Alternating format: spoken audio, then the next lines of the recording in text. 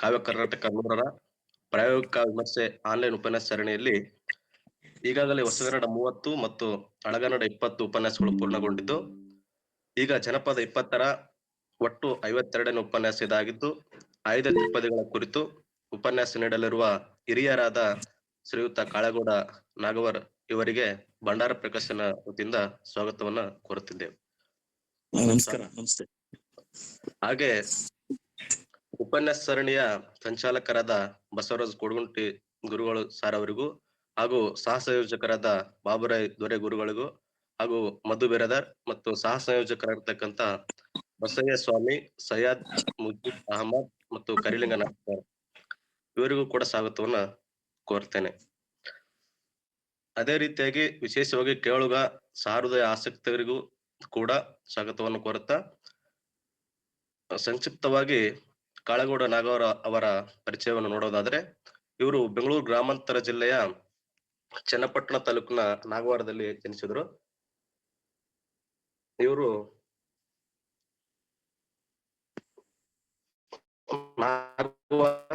ಚನ್ನಪಟ್ಟಣ, ಮಂಡ್ಯ ಮತ್ತು ಮೈಸೂರಿನಲ್ಲಿ ಶಿಕ್ಷಣವನ್ನ ಪಡೆದು ಇವರು ಮೈಸೂರು ವಿಶ್ವವಿದ್ಯಾಲಯದಿಂದ ಕನ್ನಡ ಸಾಹಿತ್ಯದಲ್ಲಿ MA ಪದವಿ ಮತ್ತು ಬೆಂಗಳೂರು ವಿವಿಯಿಂದ ಕಾಡುಗೊಲ್ಲರ ಒಂದು ಅಟ್ಟೆ ಅಧ್ಯಯನ ಪ್ರಬಂಧಕ್ಕೆ PhD ಪದವಿಯನ್ನ ಪಡೆದಿದ್ದಾರೆ. ಹಾಗೂ ಕೊಡಗು ಜಿಲ್ಲೆ ಗೋಣಿಕೊಪ್ಪಲು, ಬೆಂಗಳೂರು ಗ್ರಾಮಾಂತರ ಜಿಲ್ಲೆಯ ಕನಕಪುರ ಕಾಲೇಜುಗಳಲ್ಲಿ ಉಪನ್ಯಾಸಕರಾಗಿದ್ದು, ಬೆಂಗಳೂರು ವಿವಿ ಜ್ಞಾನಭಾರತಿ ಕನ್ನಡ ಅಧ್ಯಯನ ಕೇಂದ್ರ ಹಾಗೂ ಮೈಸೂರು ವಿವಿ ಕುವೆಂಪು ಕನ್ನಡ ಅಧ್ಯಯನ ಕೇಂದ್ರದಲ್ಲಿ ಪ್ರಾಧ್ಯಾಪಕರಾಗಿ ಸೇವೆಯನ್ನು ಸಲ್ಲಿಸಿದ್ದಾರೆ. ಸಮಾಜವಾದಿಗಳು ಆಗಿರುವ ಇವರು ಕಥೆಗಳಲ್ಲದೆ ಕವಿತೆಗಳನ್ನು ಸಹ ಬರೆದಿದ್ದು, ವಿಮರ್ಶಕರು ಹಾಗೂ ಜಾನಪದ ತಜ್ಞರಾಗಿಯೂ ಗುರುತಿಸಿಕೊಂಡಿದ್ದಾರೆ.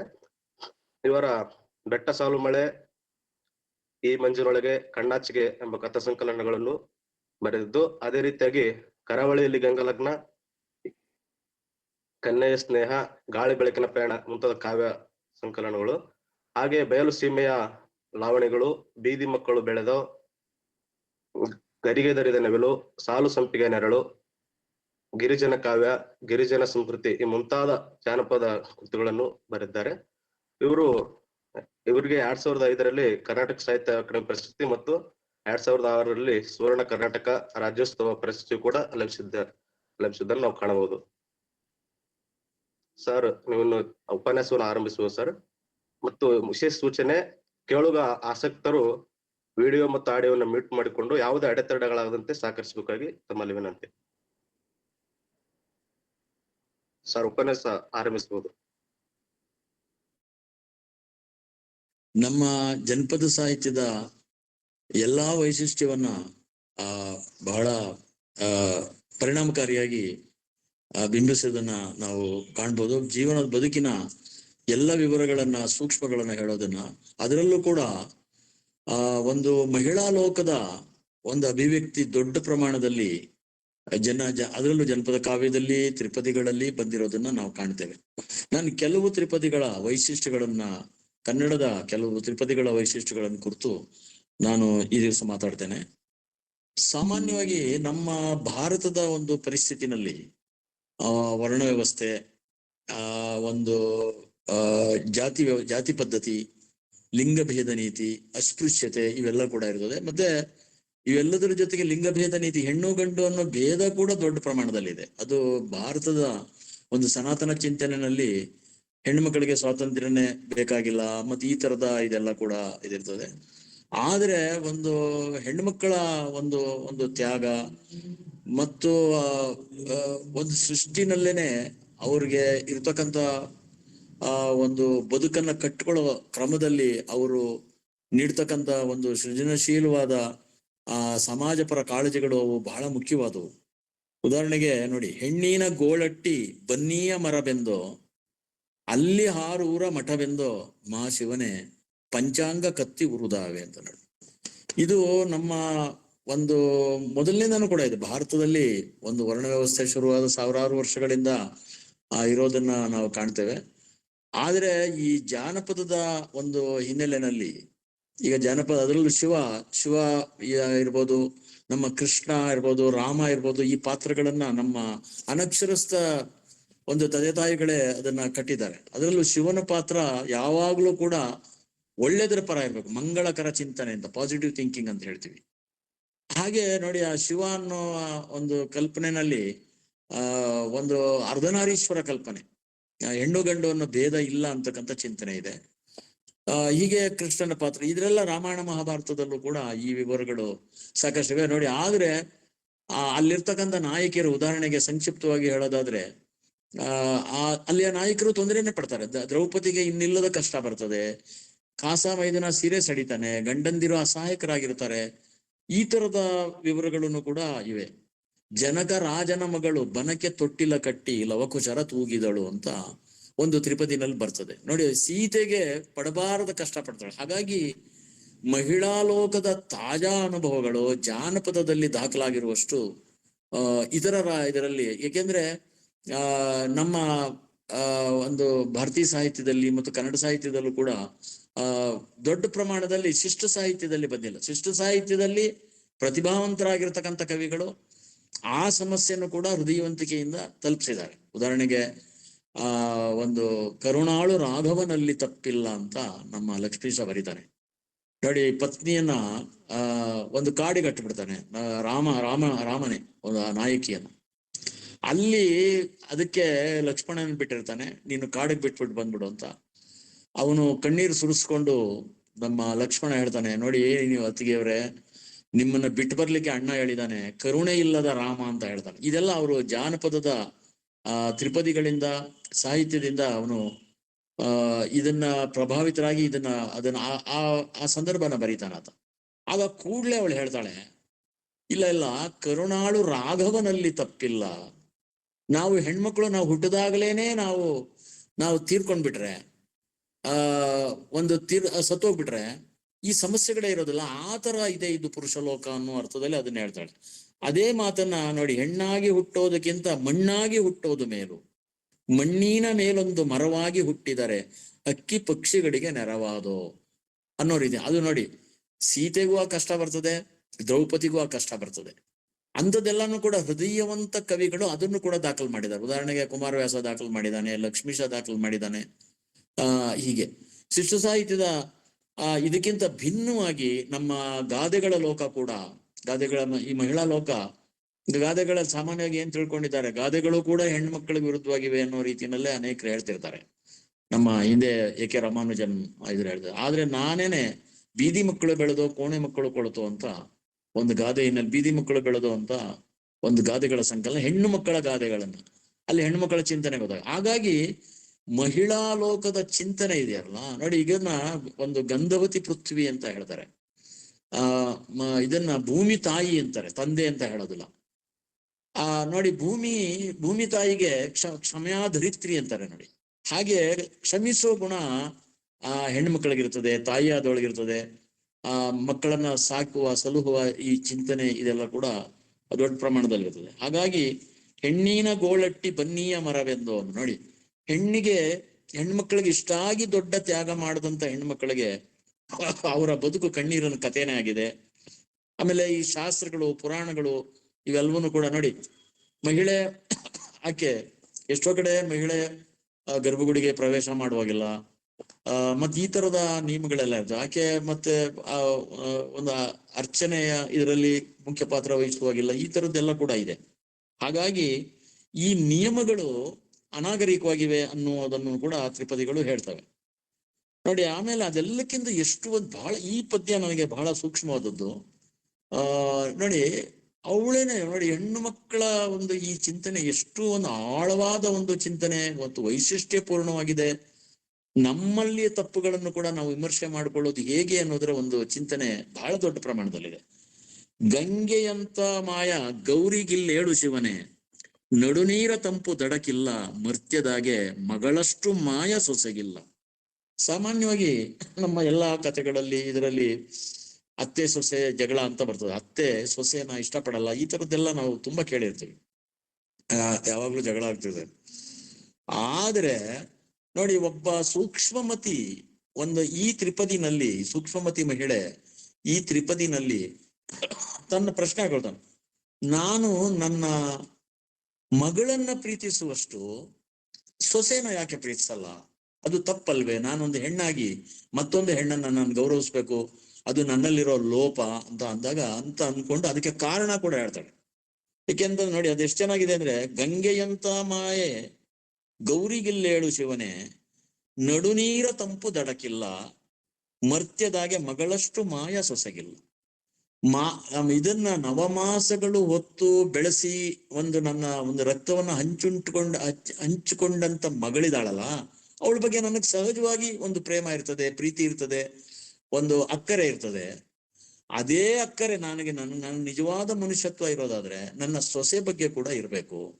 ಇದು ಸಹಜ. ಯಾಕೆಂದ್ರೆ ನಡುನೀರ ತಂಪು ದಡಕಿಲ್ಲ ಅನ್ನುವ ರೂಪಕ ಕೂಡ ಬಹಳ ಚೆನ್ನಾಗಿದೆ ನೋಡಿ. ಇದು ಒಂದು ನೀರು ಒಂದು ಬಾವಿನಲ್ಲಿ ಅಥವಾ ಒಂದು ನದಿನಲ್ಲಿ ನೀರಿನ ತಡಿನಲ್ಲಿ ಮುಟ್ಟಿದ್ರೆ ನೀರು ಬೆಚ್ಚಗಿರ್ತದೆ, ಮತ್ತೆ ಅದನ್ನ ಇರುದಿಲ್ಲ. ಆಳಕ್ಕೆ ಹೋಗ್ತಾ ಇದ್ದಾಗೆ ನಡುನೀರ ತಂಪು ದಡಕಿಲ್ಲ, ನಡುನೀರದಲ್ಲಿ ಆಳವಾದ ನೀರು ತಂಪಾಗಿರ್ತದೆ. ಹಾಗೆ ನನ್ನ ಒಡಲಿನಿಂದಲೇ ಬಂದಿರತಕ್ಕಂತ ನನ್ನ ಮಗಳ ಬಗ್ಗೆ ನನಗೆ ಪ್ರೀತಿ ಇರ್ತದೆ. ನನ್ನ ಸೊಸೆ ಹೊರಗಿನ ಒಂದು ಮನೆಯಿಂದ ಬಂದಿರ್ತಾಳೆ, ಆದ್ರೆ ನನಗೆ ನಿಜವಾದ ಮನುಷ್ಯತ್ವ ಇದ್ರೆ ನನ್ನ ಸೊಸೆಯನ್ನ ನಾನು ಮಗಳಷ್ಟೇ ಕಾಣ್ಬೇಕು, ಮಗಳಿಗಿಂತ ಹೆಚ್ಚಾಗಿ ಕಾಣ್ಬೇಕಂತ. ಈ ತರದ ಒಂದು ನಮ್ಮ ಜನಸಾಮಾನ್ಯರ ಒಂದು ಚಿಂತನೆ ಇನ್ನೊಂದು ಮಾತಿನಲ್ಲಿ ಎಷ್ಟು ಚೆನ್ನಾಗಿದೆ ಅಂತಂದ್ರೆ, ಒಂದು ಮನೆ ಬೆಳಗುವ ಸೊಸೆ ಅಂತ ಒಂದು ಮಾತಿದೆ. ನನ್ನ ಸೊಸೆನ ಮಗಳಿಗಿಂತ ಹೆಚ್ಚಾಗಿ ನಾನು ಮಗಳಷ್ಟೇ ಮತ್ತು ಮಗಳಿಗಿಂತ ಹೆಚ್ಚಾಗಿ, ಏಕೆಂದ್ರೆ ನನ್ನ ಮನೆಯನ್ನ ಉದ್ಧಾರ ಮಾಡೋಳು ಅವಳೆ, ಮನೆ ಬೆಳಗುವ ಸೊಸೆ ಅಂತ. ಅಳಿಯನ ವಿಚಾರದಲ್ಲೂ ಕೂಡ ಒಂದು ಮಾತಿದೆ, ಅಳಿಯ ದೇವರು ಅಂತ ಒಂದು ಮಾತಿದೆ. ಅಳಿಯ ಅವನು ಕೂಡ ಅಳಿಯ ದೇವರು ಅಂತ, ಅವನನ್ನ ಆ ಒಂದು ದೈವಾಂಶ ಸಂಭೂತನ ರೀತಿಯಲ್ಲೇ ಕಾಣ್ಬೇಕು. ನನ್ನಲ್ಲಿ ಒಳ್ಳೆತನ ಇದ್ರೆ ಆ ಒಂದು ಸಂಸಾರ ಇದೆಲ್ಲ ಕೂಡ ಇದೆ. ಈ ತರ ಇದು ನಿಜವಾದ ಮಂಗಳಕರ ಚಿಂತನೆ, ಪಾಸಿಟಿವ್ ಥಿಂಕಿಂಗ್ ಕಡೆಗೆ ನಮ್ಮ ಅನಕ್ಷರಸ್ಥ ಲೋಕ ಮೊದಲಿಂದಲೂ ಕೂಡ ಇರ್ತದೆ ನೋಡಿ. ನಾನು ನಂಬೋ ಪ್ರಕಾರ ಆ ಶಿವತತ್ವ ಅದೇ ತರದ್ದು. ಶಿವ ಯಾರಿಗೂ ಕೆಟ್ಟದನ್ನು ಮಾಡಿಲ್ಲ ನೋಡಿ, ಎಲ್ಲ ಅರ್ಥದಲ್ಲೂ ಕೂಡ. ಸಾಮಾನ್ಯವಾಗಿ ಅದಕ್ಕೆ ಅರ್ಧನಾರಿ ಒಂದು ಈಗ ಇದೇ ತರದ ಕಥೆಗಳ ಮೂಲಕ ಶಿವನಿಗೆ ಹೇಳ್ತಾನೆ, ನೀನು ಅವನ ಶಿವಭಕ್ತ ಒಬ್ಬ ನಿನ್ನ ಪಕ್ಕದಲ್ಲಿ ತಿಂಗಳಿಗೆ ಹೊಲೆಯಾಗುವ ಹೆಣ್ಮಗಳು ನಿಂತಿದ್ದಾಳೆ, ಪಾರ್ವತಿ, ನೀನು ಆಕೆಯನ್ನ ದೂರ ನಿಲ್ಲಿಸಿ ನೀನು ಪ್ರತ್ಯೇಕ ನಿಲ್ಲು, ನಾನು ನಿನಗೆ ಪೂಜೆ ಮಾಡ್ಬೇಕು ಅಂತ ಹೇಳ್ತಾನೆ. ಆಗ ಶಿವ ಹೇಳ್ತಾನೆ ಅಂತ ಆ ಕಥೆಯಲ್ಲಿ ಬರ್ತದೆ, ತುಂಬಾ ಚೆನ್ನಾಗಿದೆ ಅದು. ಏನ್ ಹೇಳ್ತಾನೆ ಅಂತಂದ್ರೆ, ಅಲ್ಲಪ್ಪ, ನಿನ್ನ ಅವಿವೇಕಕ್ಕೆ ನಾನು ಕಾರಣ ಅಲ್ಲ, ಆಕೆ ಬೇರೆ ಅಲ್ಲ, ನಾನ್ ಬೇರೆ ಅಲ್ಲ, ಅವಳು ನನ್ನ ಅರ್ಧಾಂಗಿ ಅಂದ್ಬಿಟ್ಟು ಅರ್ಧನಾರೀಶ್ವರ ಆದ ಅಂತ.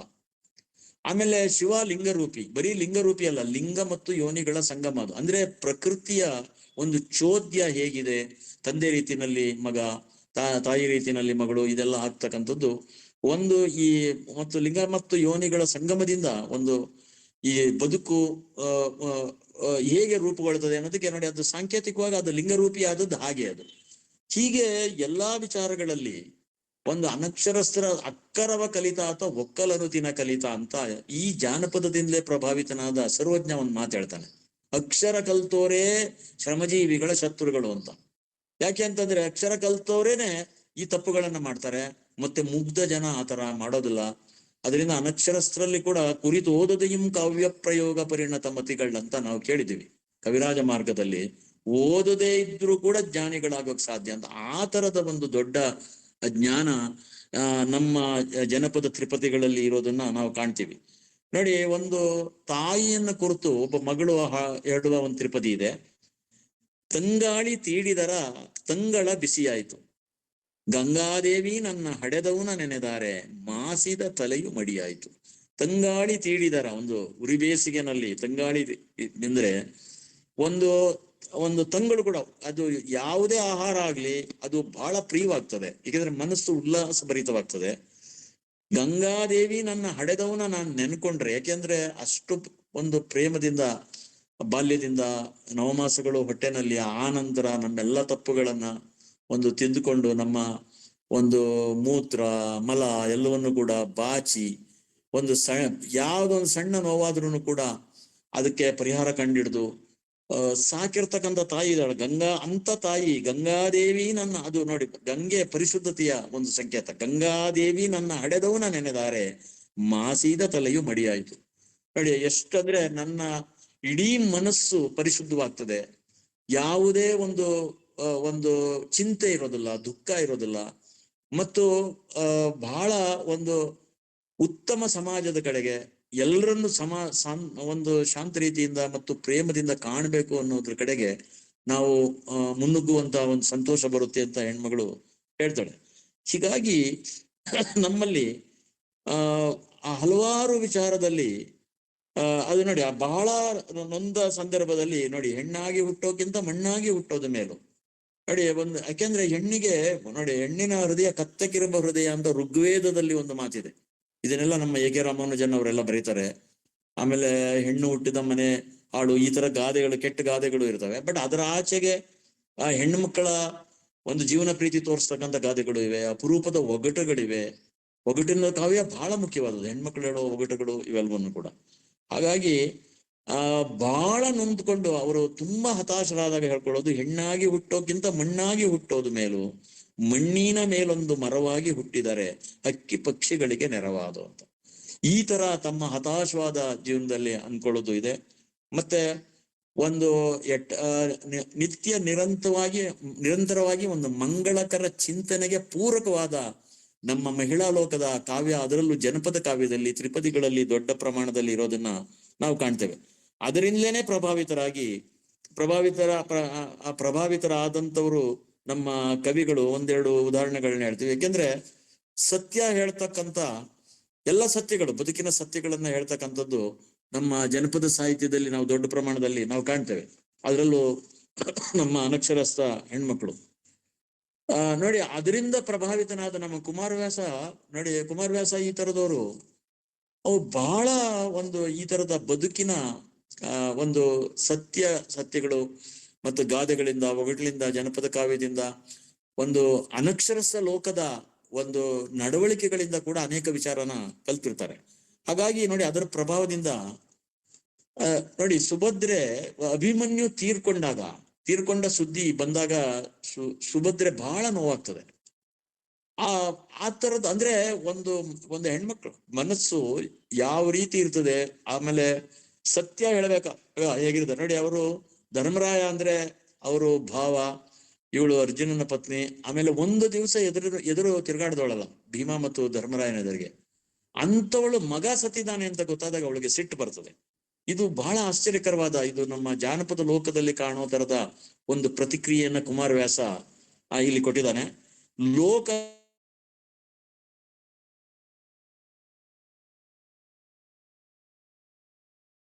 ನಿನ್ನನು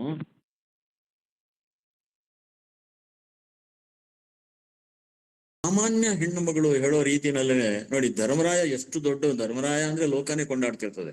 ಧರ್ಮರಾಯ ಸುಳ್ಳು ಹೇಳೋದಿಲ್ಲ, ಅವನು ಸತ್ಯಸಂಧ ಅಂತ. ಅಂತವನ ವಿಚಾರದಲ್ಲಿ ಲೋಕದ ಕರುಣಿ ಎಂಬರು ಜನಪ ನಿನ್ನನು ಮರೆಗೊರಳು ಬೈಕನ ನರಿಯರು. ನಿನ್ನನ್ನ ಜಗತ್ತಿನಲ್ಲೇ ಕರುಣಾಳು ಅಂತ ತಿಳ್ಕೊಂಡಿದ್ದಾರೆ. ಈಗ ನನ್ನ ಇದ್ದ ಒಬ್ಬನೇ ಮಗನನ್ನ ನಾನು ಕಳ್ಕೊಂಡಿದ್ದೀನಿ, ಅದಕ್ಕೆ ನೀವು ಕಾರಣ. ನೀವೇ ಹೋಗ್ಬೋದಿತ್ತು. ಅವನು 14 ವರ್ಷದ ಮಗನನ್ನ ಕಳಿಸೋ ಅವಶ್ಯಕತೆ ಇರ್ಲಿಲ್ಲ. ಈಗ ನೀವೇ ಕೊಂದಿದ್ದೀರಿ, ಆ ಅಪರಾಧ ನಿಮ್ಮಿಂದಲೇ ಅಂತ ನಾನು ತಿಳ್ಕೊಳ್ತೇನೆ. ಅದರಿಂದ ಲೋಕದ ಕರುಣಿ ಎಂಬರು ಜನಪ ನಿನ್ನನು ಮರೆಗೊರಳು ಕೊಯ್ಕನ ನರಿಯರು. ಮರೆಯಲ್ಲಿ ನಿಂತು ಕೊರಳು ಕೊಯ್ಯೋನಾಗಿದ್ದೀಯ ನೀನು ಅಂತ ಸಿಟ್ಟಿನಿಂದ ಹೇಳ್ತಾಳೆ. ಅಂದ್ರೆ ಬಹಳ ಗೌರವ ಇಟ್ಟುಕೊಂಡಿದ್ದಂಥವ್ರು ಕೂಡ ಸತ್ಯ ಹೇಳ್ತಕ್ಕಂಥ ವಿಧಾನ ಈ ನಮ್ಮ ಜಾನಪದ ಲೋಕದಿಂದ, ತ್ರಿಪದಿಗಳಿಂದ, ಗಾದೆಗಳಿಂದ ಮತ್ತು ಜನಪದ ಕಾವ್ಯದ ಅಭಿವ್ಯಕ್ತಿಯಿಂದ ಬಂದಿದೆ ಅಂತ ಅನ್ನೋದನ್ನ ನಾವು ಗಮನಿಸ್ಬೋದು. ಅದೆಲ್ಲಕ್ಕಿಂತ ಹೆಚ್ಚಾಗಿ ನೋಡಿ, ದ್ರೌಪದಿನೇ ಬಹಳ ಕಷ್ಟ ಪಡ್ತಾಳೆ, ತುಂಬಾ ಕಷ್ಟ ಪಡ್ತಾಳೆ. ಒಂದು ಕಾಸ ಮೈದುನನಿಂದ ಒಂದು ಸೀರೆ ಸೆಳೆಯೋದು, ಮತ್ತು ದುರ್ಯೋಧನ ಅನಾಗರಿಕವಾಗಿ ನಡ್ಕೊಳ್ಳೋದು, ಸೈಂಧವ ಉದ್ದಕ್ಕೂ ಕೂಡ ಕಷ್ಟ ಪಡ್ತಾಳೆ. ಆದ್ರೆ ಅವನು ಅಶ್ವತ್ಥಾಮ 5 ಉಪಪಾಂಡವರನ್ನ ಕೊಂದು ಬಿಡ್ತಾನೆ. ಪಾಂಡವರು ಅಂತ ತಿಳ್ಕೊಂಡು ಅದು ಗೊತ್ತಾಗ್ತದೆ. ಆವಾಗ ಅದು ಆಶ್ಚರ್ಯಕರವಾದ ಒಂದು ಘಟನೆ ಬರ್ತದೆ. ಅದು ಕುಮಾರವ್ಯಾಸ ಕಾವ್ಯದಲ್ಲಿ ಬರ್ತಕ್ಕಂಥದ್ದು. ಅದು ಎಷ್ಟು ಒಂದು ಮಾನವೀಯವಾದ ಇದಿದೆ ಅಂದ್ರೆ ಹೆಣ್ಮಕ್ಳಿಗೂ ಕೂಡ ಕಷ್ಟದ ಸಂದರ್ಭದಲ್ಲಿ ಅವ್ರಿಗೆ ಒಂದು ಒಳತಡಿವು, ವೈಚಾರಿಕತೆ, ಒಂದು ದಿಟ್ಟತನ ಮತ್ತು ವಿಶೇಷವಾದ ಅರಿವು ಬರ್ತದೆ. ಅಂದ್ರೆ ನೋಡಿ, ಅವಳು ಸಣ್ಣ ಪುಟ್ಟದಕ್ಕೆಲ್ಲ ನೋಡಿ, ದುಶ್ಯಾಸನ ಬಗ್ಗೆ ಸೆಟ್ ಮಾಡ್ಕೊಂಡಿದ್ಲು, ದುರ್ಯೋಧನನ ಬಗ್ಗೆ ಸೆಟ್ ಮಾಡ್ಕೊಂಡಿದ್ಲು, ಸೈಂಧವನ ಬಗ್ಗೆ ಸೆಟ್ ಇಲ್ಲಿ ಇವನ್ ಬಗ್ಗೆ ಇದ್ ಮಾಡೋದಿಲ್ಲ. ಯಾಕೆಂದ್ರೆ ನೋಡಿ, ನಾನು ಒಂದು ಹೆಣ್ಣಾಗಿ ನಾನು ಎಷ್ಟೋ ಜನ ಕೊಲ್ಸಿದ್ದೀನಿ, ಎಷ್ಟೋ ಜನನ ಕೊಲ್ಸಿದ್ದೀನಿ. ಅವರು ಎಷ್ಟೋ ಜನ ನನ್ನ ತರದ ಕೊಲ್ಸೋದ್ರಿಂದ ಯಾರೇ ಸತ್ರುನು ಕೂಡ ಅವ್ರ ಪತ್ನಿರು ವಿಧವೆಯರಾಗ್ತಾರೆ. ನನ್ನ ಕಾರಣಕ್ಕಾಗಿ ಅನೇಕರು ವಿಧವೆಯರಾಗಿದ್ದಾರೆ, ಹೆಣ್ಮಕ್ಳು, ನಂತರದ ಹೆಣ್ಮಕ್ಳು. ಎಷ್ಟೋ ಜನ ಮಕ್ಕಳನ್ನ ಕಳ್ಕೊಂಡಿದ್ದಾರೆ. ಈಗ ನನ್ನ ಮಕ್ಕಳನ್ನ ಅಶ್ವತ್ಥಾಮ ಕೊಂದಿರುವಾಗ ನನ್ನ ಮಕ್ಕಳು ಕಳ್ಕೊಂಡಾಗ ನನಗೆ ಈ ಸತ್ಯ ಗೊತ್ತಾಗ್ತಾ ಇದೆ. ಒಂದು ಇನ್ನಾದ್ರೂ ನಾವು ಹೆಣ್ಮಕ್ಳು ಇವನನ್ನ ಈ ಅಶ್ವತ್ಥಾಮನ್ ಕೊಲ್ಲೋದ್ರಿಂದ ನನ್ನ ತರದ ಇನ್ನೊಂದು ಹೆಣ್ಣು ಮಗಳು ಆ ಮಗನನ್ನ ಕಳ್ಕೊಳ್ತಾಳೆ. ಅದರಿಂದ ಅವಳು ಆಶ್ಚರ್ಯ ಆಗ್ತದೆ. ಭೀಮ ಮತ್ತು ಅರ್ಜುನರು ಅಶ್ವತ್ಥಾಮನ ಕೊಲ್ಲಲಿಕ್ಕೆ ಹೋಗ್ತಾರೆ. ಆವಾಗ ಇವನು ಕೃಷ್ಣ ತಡಿತಾನೆ. ಕೃಷ್ಣ ಯಾಕೆ ತಡಿತಾನೆ ಅನ್ನೋದೇ ಅವಳಿಗೆ ಗೊತ್ತಾಗೋದಲ್ಲ. ಕೃಷ್ಣ ಇಷ್ಟ ಅಣ್ಣ ಆಗಿದ್ರು, ಅಭಿಮನ್ಯುವನ್ನ ಉಳಿಸ್ತಿಲ್ಲ ಅಂತ. ಕೃಷ್ಣ ಏನೇನೋ ಒಂದು ತಂತ್ರಗಾರಿಕೆ ಮಾಡ್ತಾನೆ ಅಂತಂದ್ರು ಭೀಮ ಮತ್ತು ಅರ್ಜುನನ ತಡೆದು ಹೇಳ್ತಾಳೆ, ಲೋಕದ ನೋಡಿ, ಅಬಲಾವೃಂದ ಸಮ ಸುಖ ದುಃಖಿಗಳು. ನೋಡಿ, ಹೆಣ್ಣು ಮಗಳು ಇವನ್ ಕೊಲ್ಲೋದ್ರಿಂದ ನನ್ನ ತರದ ಒಂದ್ ಹೆಣ್ಮಗಳು ಮಗನ್ ಕಳ್ಕೊಳ್ತಾಳೆ. ಆ ಕಾರ್ಯನ ನಾನ್ ಮಾಡಬಾರ್ದು. ನಾನು ಈ ತರ ತಪ್ಪುಗಳನ್ನ ಮಾಡಿದ್ದೀನಿ. ಅಬಲಾವೃಂದ ಈತ ನಳಿವಿನಲ್ಲಿ ಕೊಂದು ಕೂಗದೆ ದುಃಖ ಕೃಪೆಯನ್. ಈತ ಒಂದು ವೇಳೆ ಸಾಯೋದ್ರಿಂದ ಇವನ ಹೆತ್ತ ತಾಯಿ, ನನ್ನ ತರದ್ದೇ ಹೆಣ್ಮಗಳು ಕೃಪಾದೇವಿ ಮಗನನ್ನ ಕಳ್ಕೊಳ್ತಾಳೆ. ನಾವು ಹೆಣ್ಮಕ್ಳು ತಿಳ್ಕೊಳ್ಬೇಕು, ಅಬಲಾವೃಂದ ಸಮಸುಖ ದುಃಖಿಗಳು. ನಾವು ಕೆಟ್ಟದ್ದನ್ನ, ಒಂದು ವಿನಾಶಕಾರಿಯಾದ ಚಿಂತನೆಯನ್ನ ಯಾವ ಕಾರಣಕ್ಕೂ ಮಾಡಬಾರ್ದು. ನಮ್ಗೆ ನಾವೆಷ್ಟೇ ತೊಂದರೆ ಅನುಭವಿಸಿದ್ರು ನಾವು ಮಂಗಳಕರ ಚಿಂತನೆಯನ್ನ ಇಟ್ಕೊಳ್ಬೇಕು. ಈತ ನಳಿವಿನಲ್ಲಿ ಕೊಂದು ಕೂಗದೆ ದುಃಖ ಕೃಪೆಯನ್ ಅಬಲಾವೃಂದ ಸಮಸುಖ ದುಃಖಿಗಳು. ಹೆಣ್ಮಕ್ಳು ನಾವೆಲ್ಲ ಕಷ್ಟ ಸುಖದಲ್ಲಿ ನಾವು ಒಂದಾಗ್ಬೇಕು. ನಾವು ಒಂದು ಈ ಜಗತ್ತಿನ ಈ ಸಂಕಷ್ಟಗಳು ಮತ್ತು ಈ ಒಂದು ಸಂಕೀರ್ಣವಾದ ಬದುಕಿನ ಸಂದರ್ಭದಲ್ಲಿ ನಾವು ಸದಾ ಕಾಲವು ಒಂದು ವಿನಾಶಕಾರಿ ಚಿಂತನೆ ಇಟ್ಟುಕೊಳ್ಳದೆ ದುಃಖಭರಿತರಾಗದೆ ನಾವು ಯಾವಾಗ್ಲೂ ಕೂಡ ಮಂಗಳಕರ ಚಿಂತನೆಯಿಂದ ಸಮಾಜದ ಏಳಿಗೆಯನ್ನ ಬಯಸ್ಬೇಕು. ಯಾರಿಗೂ ತೊಂದರೆಯನ್ನ ಮಾಡಬಾರ್ದು. ಕೊನೆ ಪಕ್ಷ ನಾವು ಹೆಣ್ಮಕ್ಳು, ನಾವು ಮಕ್ಕಳನ್ನ ಹಡಿಯೋರು ಮತ್ತು ಸಾಕೋರು, ನಾವು ತಿಳ್ಕೊಳ್ಬೇಕು ಅಬಲಾವೃಂದ ಸಮಸುಖ ದುಃಖಿಗಳು ಅಂತ. ಎಲ್ಲಾ ಹೆಣ್ಣು ಮಕ್ಕಳು ಕೂಡ ನಮ್ಮ ಕಷ್ಟ ಸುಖ ನಾವೇ ಅರಿತುಕೊಳ್ಳದೆ ಹೋದ್ರೆ, ನನಗೆ ಈಗ ಮನವರಿಕೆ ಆಗ್ತಾ ಇದೆ, ನನಗೆ ಇಷ್ಟು ತಡವಾಗಿ ಜ್ಞಾನ ಬರ್ತಾ ಇದೆ ಅಂತ ಹೇಳ್ತಾನೆ. ಇದು ನಾವು ಜಾನಪದ ಲೋಕದಲ್ಲಿ, ನಮ್ಮ ಜಾನಪದ ಕವಿಗಳಲ್ಲಿ, ತ್ರಿಪದಿಗಳಲ್ಲಿ ಕಾಣ್ತಕ್ಕಂತ ಒಂದು ಸತ್ಯ. ಅದರಿಂದ ಪ್ರಭಾವಿತರಾಗಿ ಕುಮಾರವ್ಯಾಸ ಈ ತರದ ಕೆಲವು ಘಟನೆಗಳನ್ನ ಬರೆದಿರೋದನ್ನ ನಾವು ಕಾಣ್ತೀವಿ. ಮತ್ತೆ ಬೇರೆ ಬೇರೆ ಮುಖ್ಯ ಕವಿಗಳಲ್ಲೂ ಕೂಡ. ಯಾಕೆಂದ್ರೆ ಈ ತರದ ಒಂದು ಚಿಂತನೆ ಬಹಳ ಮುಖ್ಯವಾದದ್ದು.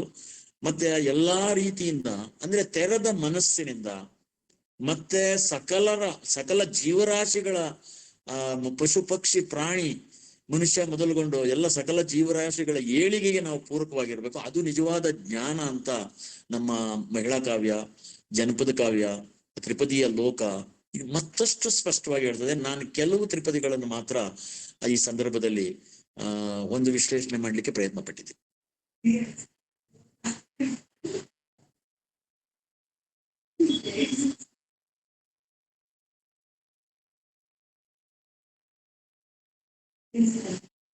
Hello sir, thank you sir. ಸಾಕಲ್ಲ, ಪ್ರಶ್ನೋತ್ತರ ಇದ್ರೆ ಪ್ರಶ್ನೋತ್ತರದಲ್ಲಿ ಪ್ರಶ್ನೆ ಇರ್ತದೆ ಸರ್. ಸರ್, ಪ್ರಶ್ನೆ ಇದಾವೆ ಸರ್. ಓಕೆ ಸರ್, ಇಲ್ಲಿ ರಾಚಿ ಕೊಪ್ಪ ಅನ್ನೋರು ಒಂದು ಪ್ರಶ್ನೆ ಕೇಳಿದಾರೆ ಸರ್. ಹೇಳಿ. ತಾಯಿ, ಅತ್ತೆ, ಅಕ್ಕ, ತಂಗಿ ಹೀಗೆ ಎಲ್ಲರೂ ಹೆಣ್ಣಾಗಿದ್ದರು, ಅವಳಿಗೆ ಶತ್ರುವಾಗಿ ಕಾಡಿದರು, ಪುರುಷರನ್ನ ಅಳೆಯುತ್ತಾರಲ್ಲ, ಈ ಮನಸ್ಥಿತಿ ಯಾಕೆ ಬೆಳೆಯಿತು ಅಂತೇಳಿ. ಇಲ್ಲ, ಅದು ಒಂದು ಏನಂದ್ರೆ ಅವರು ಸೂಕ್ಷ್ಮಮತಿಗಳಾದ್ರಿಂದ, ಪ್ರೀತಿ ಜಾಸ್ತಿ ಆಗಿರೋದ್ರಿಂದ, ತಾವು ಪ್ರಾಮಾಣಿಕವಾಗಿರೋದ್ರಿಂದ ನಮ್ಗೆ ಈ ತರದ ಒಂದು ಹಿಂಸೆ ಸಮಾಜದಲ್ಲಿ ಸಿಗ್ತಾ ಇದೆಯಲ್ಲ ಅಂತ ಒಂದು ನೋವಿದ್ದು ತಕ್ಷಣಕ್ಕೆ ಆ ತರ ಆಗಿರ್ತದೆ. ಆದ್ರೆ ಅದನ್ನೇ ಹೇಳೋದು, ಈ ತರ ವಿಶಿಷ್ಟವಾದ ನಾನು ಹೇಳಿದ ಕೆಲವು ಪದ್ಯಗಳಲ್ಲಿ ತನ್ನನ್ನ ತಾನೇ ವಿಮರ್ಶೆ ಮಾಡ್ಕೊಂಡು, ನಾನು ನನ್ನ ಮಗಳಿಗಿಂತ ಹೆಚ್ಚಾಗಿ ನನ್ನ ಸೊಸೆಯನ್ನ ಪ್ರೀತಿಸ್ಬೇಕು ಅನ್ನೋದು, ಮತ್ತು ನೋಡಿ ಅಶ್ವತ್ಥಾಮನ ಕೊಲ್ಲಬೇಡ ಅಂತ ಹೇಳೋದು, ಮತ್ತೆ ಈ ತರದ ಒಂದು ನಾನು ಹೆಣ್ಣಾಗಿ ಪುರುಷ ಲೋಕ ನಮ್ ಬಗ್ಗೆ ಬಹಳ ಕೆಟ್ಟದಾಗಿ ನಡ್ಕೊಳ್ತದೆ ಅಂದ್ರೂ ಕೂಡ ನಾವು ತಾಳ್ಮೆಯಿಂದ ಇರ್ಬೇಕು ಅನ್ನೋದು, ಈ ತರದ ನಾನು ಈಗ ವಿವರಣೆ ಮಾಡಿದ ಕೆಲವು ತ್ರಿಪದಿಗಳಲ್ಲಿ ಆ ತರದ ಒಂದು ಔದಾರ್ಯ ಒಂದು ಹೆಣ್ಮಕ್ಳಲ್ಲಿ ಇರೋದನ್ನ ನಾವು ಕಾಣ್ತೇವೆ. ಯಾಕೆಂತಂದ್ರೆ ಆ ಒಂದು ಜೀವನದಲ್ಲಿ ಆ ಪ್ರಕೃತಿನಲ್ಲಿ ಅವರಿಗೆ ಆ ತರದ ಒಂದು ಜೀವನ ಕ್ರಮನೇ ಇದೆ ಹೆಣ್ಮಕ್ಳಿಗೆ. ಏಕೆಂದ್ರೆ ಅದೇ ನಾನು ಹೇಳಿದ್ನಲ್ಲ, ನವಮಾಸಗಳು ಒಂದು ಹಡಿಯೋದು, ಮತ್ತೆ ಆ ನಂತರ ಒಂದು ಸಮಾಜವನ್ನ ಕಟ್ಟುವ ಕ್ರಿಯೆನಲ್ಲಿ ಪ್ರಕೃತಿನಲ್ಲಿ ದೊಡ್ಡ ಪಾತ್ರ ಆಕೆ ವಹಿಸೋದ್ರಿಂದ ಈ ತರದ ಒಂದು ಆಳವಾದ ಹೆಂಗರಳು ಅಂತ ಹೇಳ್ತಾರೆ ನೋಡಿ, ಹೆಂಗರಳಿನ ಒಂದು ಚಿಂತನೆ ಮಹಿಳಾ ಸಂಕುಲದಲ್ಲಿ ದೊಡ್ಡ ಪ್ರಮಾಣದಲ್ಲಿದೆ ಅಂತ ನಮ್ಮ ಜನಪದ ಕಾವ್ಯದಲ್ಲಿ ಸ್ಪಷ್ಟವಾಗಿ ಕಾಣಿಸ್ತದೆ. ಅದಕ್ಕೆ ಹಲವಾರು ಉದಾಹರಣೆಗಳನ್ನ ನಾವು ಕಣ್ಣೆದುರಿಗೆ ಕಾಣ್ತಾ ಇದ್ದೀವಿ. ಅಂದ್ರೆ ನಮ್ಮ ತಪ್ಪುಗಳನ್ನು ತಿದ್ದುಕೊಳ್ಳೋಣ, ತಪ್ಪು ಎಲ್ಲರೂ ಮಾಡ್ತಾರೆ, ನಾವು ತಿದ್ದುಕೊಳ್ಳೋಣ ಅಂತಕ್ಕಂಥ ಒಂದು ಮಂಗಳಕರ ಚಿಂತನೆ ದೊಡ್ಡ ಪ್ರಮಾಣದಲ್ಲಿ ಇರೋದನ್ನ ನಾವು ಕಾಣ್ತೀವಿ.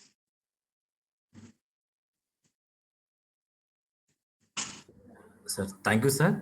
ಸರ್ ಬಸವರಾಜ್ ಕೋಡಗುಂಟೆ ಸರ್ ಅವ್ರದ್ದು ಒಂದು ಪ್ರಶ್ನೆ ಇದೆ. ತ್ರಿಪದಿಗಳ ಭಾಷೆಯಲ್ಲಿ ಸಾಮಾನ್ಯರ ಜೀವನವನ್ನ ಅರಿತುಕೊಳ್ಳುವುದಕ್ಕೆ ಪೂರಕವಾಗಿ ಏನಾದರೂ ಮಾಹಿತಿ ಸಿಗಬಹುದೇ? ಉಪನ್ಯಾಸಕ್ಕೆ ಆಯ್ದುಕೊಂಡಿರುವ ಪದ್ಯಗಳಲ್ಲಿ ಇದು ಕಾಣುತ್ತದೆಯೇ ಅಂತ ಒಂದು ಪ್ರಶ್ನೆ ಕೇಳಿದ್ದಾರೆ ಸರ್. ಖಂಡಿತ ಖಂಡಿತ. ಒಂದು ತುಂಬಾ ಸರಳವಾದ ಭಾಷೆನೆ ಅವ್ರ ಅಂದ್ರೆ ತಮ್ಮ ಬದುಕಿನ ಭಾಗವಾಗಿರ್ತಕ್ಕಂಥ ಆ ತರದ ಅತ್ಯುತ್ತಮವಾದ ಒಂದು ಸರಳವಾದದ್ದು ಮತ್ತು ಕ್ಲಿಷ್ಟ ಅಲ್ಲದೆ ಇರ್ತಕ್ಕಂಥದ್ದು, ತಮ್ಮ ಕಣ್ಣೆದುರು ತಮ್ಮ ಬದುಕಿನಲ್ಲಿ ತಾವು ಕಂಡದ್ದನ್ನೇ ಬಹಳ ಸರಳವಾದ ಭಾಷೆನಲ್ಲಿ ಹೇಳಿರೋದು ನೋಡಿ. ತಂಗಾಳಿ ಬೀಸಿದರ ತಂಗಾಳ ಬಿಸಿ ಆಯ್ತು, ಗಂಗಾದೇವಿ ನನ್ನ ಹಡೆದವು ನೆನೆದಾರೆ, ಮಾಸಿದ ತಲೆಯು ಮಡಿಯಾಯಿತು. ನೋಡಿ, ಅಂದ್ರೆ ಎಷ್ಟು ನಮ್ಗೆ ಗೊಂದಲಗಳು, ಕಷ್ಟಗಳು ಏನಿದ್ರು ಕೂಡ, ಎಷ್ಟೇ ಚಿಂತೆ ಇದ್ರು ಕೂಡ ನಾವು ಯಾವಾಗ್ಲೂ ಸದಾ ಒಂದು ಜೀವಪರ ಚಿಂತನೆಯಿಂದ ಇರಬೇಕು ಅಂತಕ್ಕಂಥದ್ದು ಈ ತರದ ಸೂಕ್ಷ್ಮವಾದ ಪದ್ಯಗಳಲ್ಲಿ ನಾವು ಕಾಣ್ತೇವೆ. ಯಾಕೆಂತಂದ್ರೆ ಅಪಾರವಾದ ಸಂಕಷ್ಟಗಳ ನಡುವೆನೂ ಒಂದು ತಾಳ್ಮೆ ದೊಡ್ಡ ಪ್ರಮಾಣದಲ್ಲಿರೋದು ಒಂದು ಮಹಿಳೆಯರ, ಸೂಕ್ಷ್ಮಮತಿ ಮಹಿಳೆಯರ ಒಂದು ದೊಡ್ಡ ಗುಣ ಅಂತ ನಾನು ತಿಳ್ಕೊಂಡಿದ್ದೇನೆ. ಅದು ಜಾನಪದ ಲೋಕದಲ್ಲಿ ದೊಡ್ಡ ಪ್ರಮಾಣದಲ್ಲಿ ಇರೋದನ್ನ ನಾವು ಕಾಣ್ತೇವೆ.